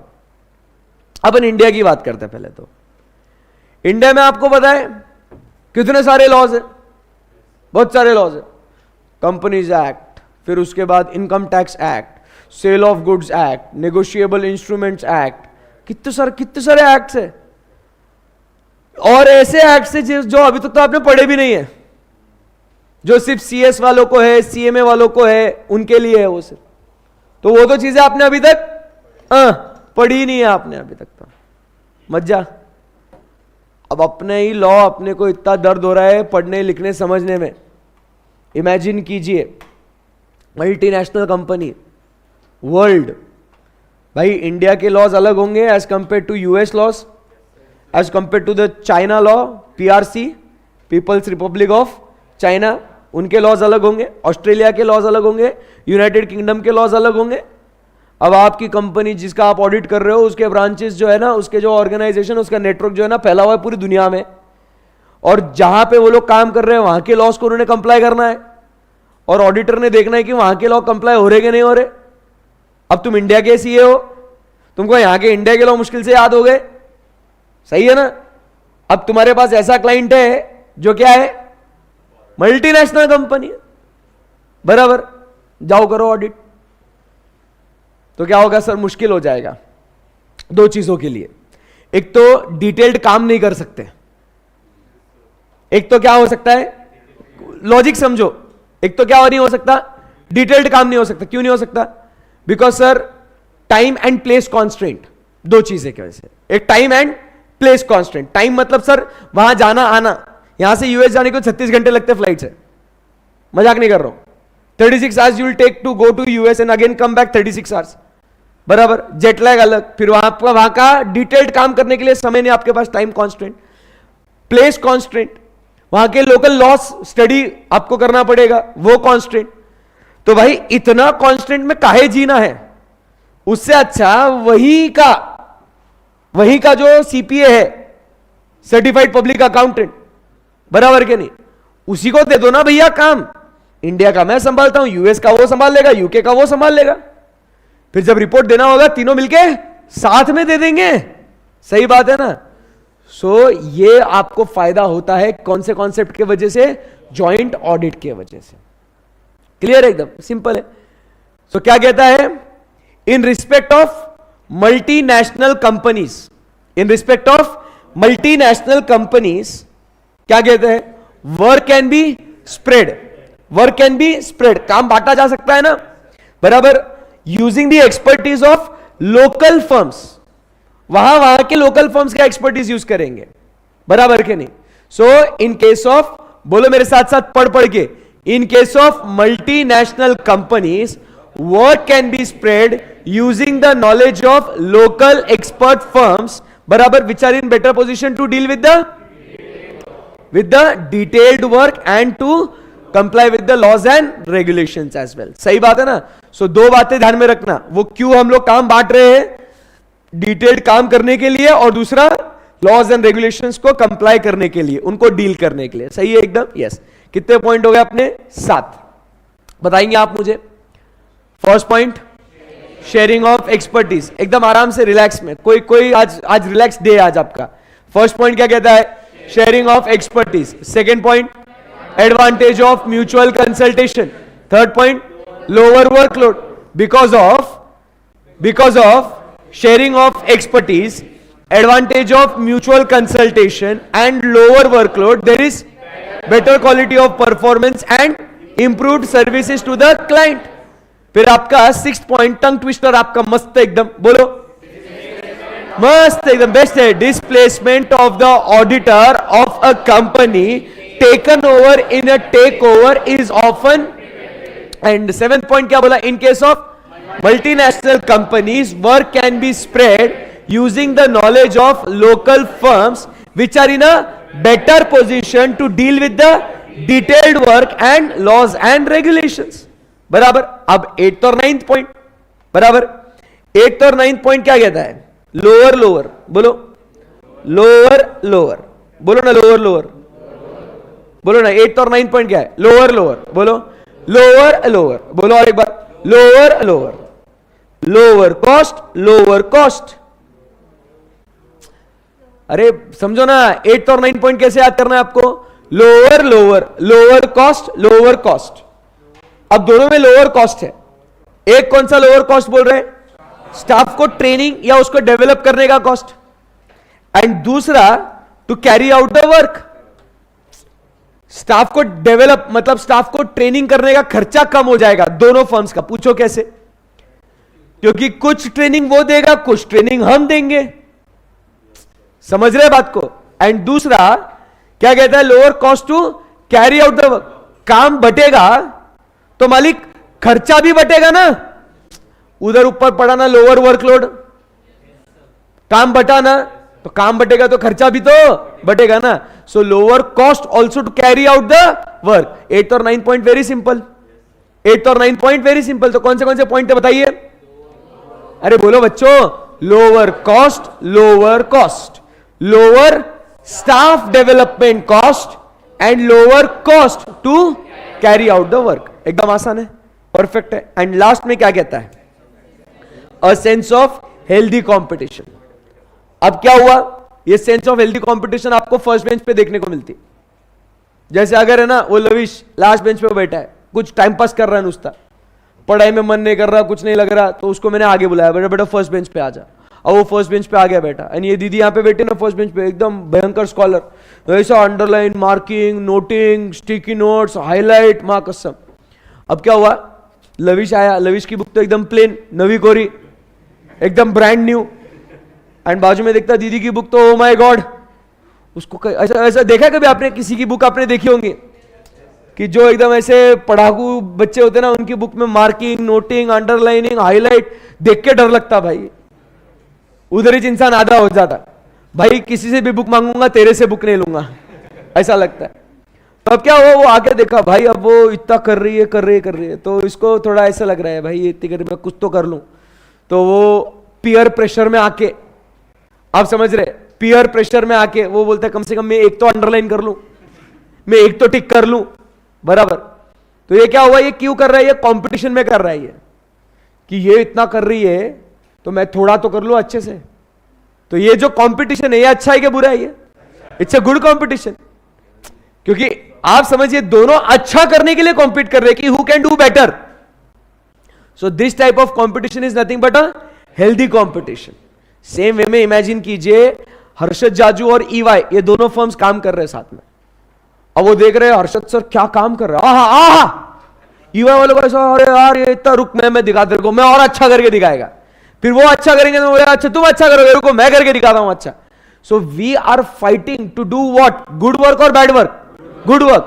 So that's a advantage that the client will have, that both are fighting to do the good work. So that is the advantage we get. वो कौन सा है, a sense of healthy competition यहां पे create हो जाता है. समझे बात को आप? Yes sir. तो last point क्या है, a sense of healthy competition. देखो first 5 points याद करने को कोई दिक्कत नहीं था. 6th point remember आपका tongue twister है. 7th point multinational companies है. 8th और 9th point lower lower lower lower, सही है एकदम. यस. और 10th पॉइंट अपना sense of healthy competition, simple एकदम. यस. ट्राई करेंगे एक बार बोलने का. क्वेश्चन क्या था, नहीं तो मालिक सर सब याद है ये, और क्वेश्चन क्या है भाया यही नहीं पता. तो what's the question, advantage of joint audit. Remember आगे चल के हम लोग है ना बहुत सारे क्वेश्चंस ऐसे पढ़ने वाले हैं जहां आप कंफ्यूज हो जाओगे. देखो क्वेश्चंस बता रहा हूं मैं आपको, नोट कराऊंगा भी. Questions which may sound similar but will be all together different. Advantages of audit, सिर्फ एक ऐसा क्वेश्चन पढ़ेंगे. Advantages of joint audit, advantages of audit strategy, audit planning, audit programming, advantages of क्या बोलते हैं उसको, बहुत सारे ऐसे एडवांटेजेस आपको पढ़ना है.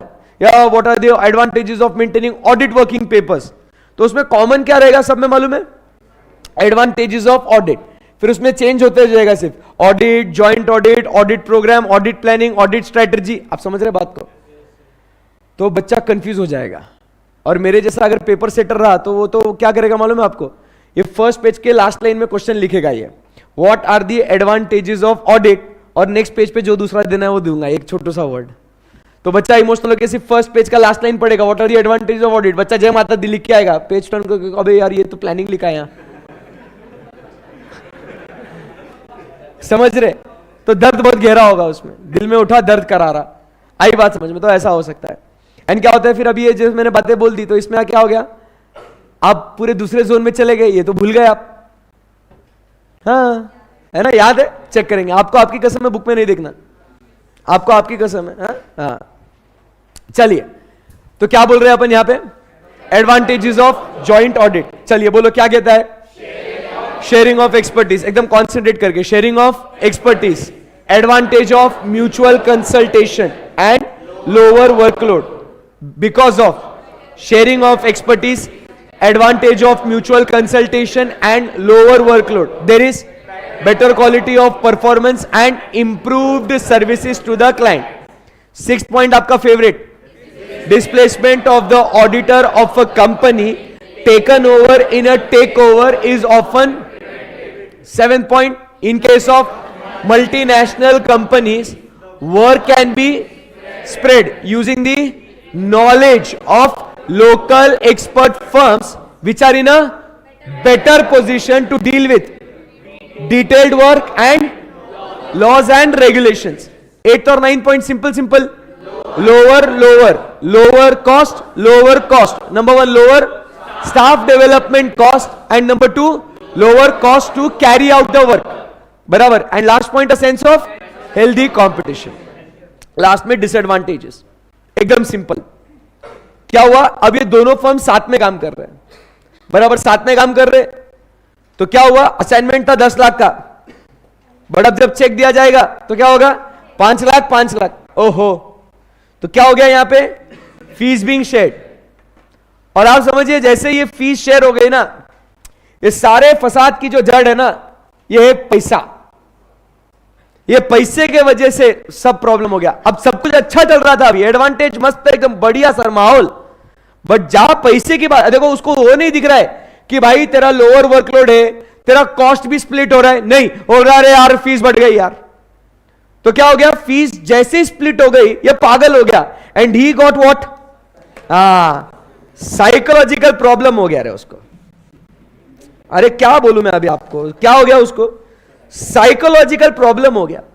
क्योंकि अब उसको क्या लग रहा है, अब ईवर वाला क्या बोल रहा है, अरे यार मैं इतना बड़ा फर्म है, ये हर्षद जाजू क्या फर्म है यार. आई बात समझ में?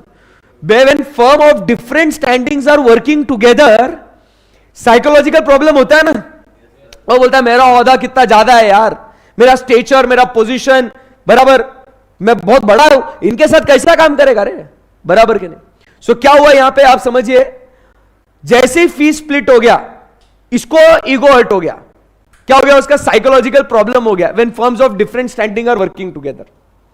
अब फिर क्या हो गया, ये उसको क्या हो गया, उसको ये जो साइकोलॉजिकल प्रॉब्लम आया, उसमें उसको कौन सा कॉम्प्लेक्स आया, सुपीरियरिटी. क्योंकि डिफरेंट स्टैंडिंग के लोग थे, तो इसके लिए उनको कौन सा कॉम्प्लेक्स आया, सुपीरियरिटी कॉम्प्लेक्स आया. बोले अपन इज भारी.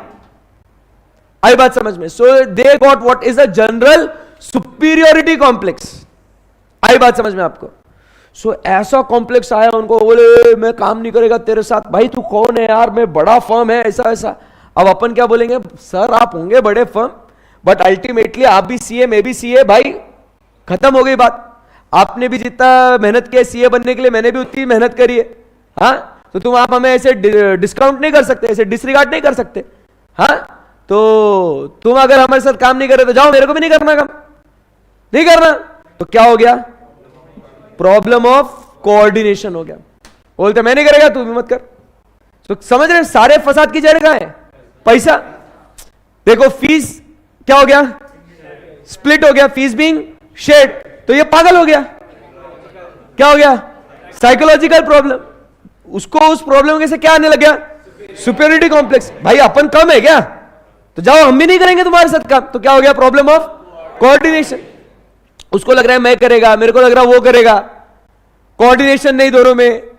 जॉइंट ऑडिट में मिलके काम कर रहे हैं ना, तो उसको लग रहा है हर्षद कर लेगा, मेरे को लग रहा है वो बड़ी फर्म ना वो कर लेंगे, बराबर। बट अब क्या हुआ? पकड़े गए, ये काम हुआ ही नहीं ठीक से। अब कौन जिम्मेदार? तू जिम्मेदार, तू जिम्मेदार, कौन जिम्मेदार? वो स्पाइडरमैन का मीम याद है आपको? वैसा हो गया वो, तू जिम्मेदार के तू जिम्मेदार, कौन जिम्मेदार, बराबर। सो क्या हुआ? क्या हो गया? Areas of common concern is what? Neglected. उसको लग रहा है मैं करेगा, उसको लग रहा है वो करेगा। आई बात समझ में? So there is what? Areas of common concern is neglected and therefore there is uncertainty about liability for work done. कि कौन जिम्मेदार पता नहीं चल रहा। उसको जिम्मेदारी ठहराए क्या, अपन जिम्मेदारी ले। हो गए डिसएडवांटेजेस। सारे फसाद की जड़ क्या है? पैसा। बताओ फर्स्ट क्या हुआ? Fees being shared. इसके वजह से क्या हुआ? Psychological problem. So he got what? Superiority complex. तो इसके वजह से कोऑर्डिनेशन नहीं हुआ। कोऑर्डिनेशन नहीं होने के वजह से common areas are neglected and now the problem is who is liable, that is uncertainty about liability for work done. आई बात समझ में? एक बार फिर से बोलेंगे। फीस बीइंग शेयर्ड, मेरे पास ध्यान देंगे। फर्स्ट क्या हुआ?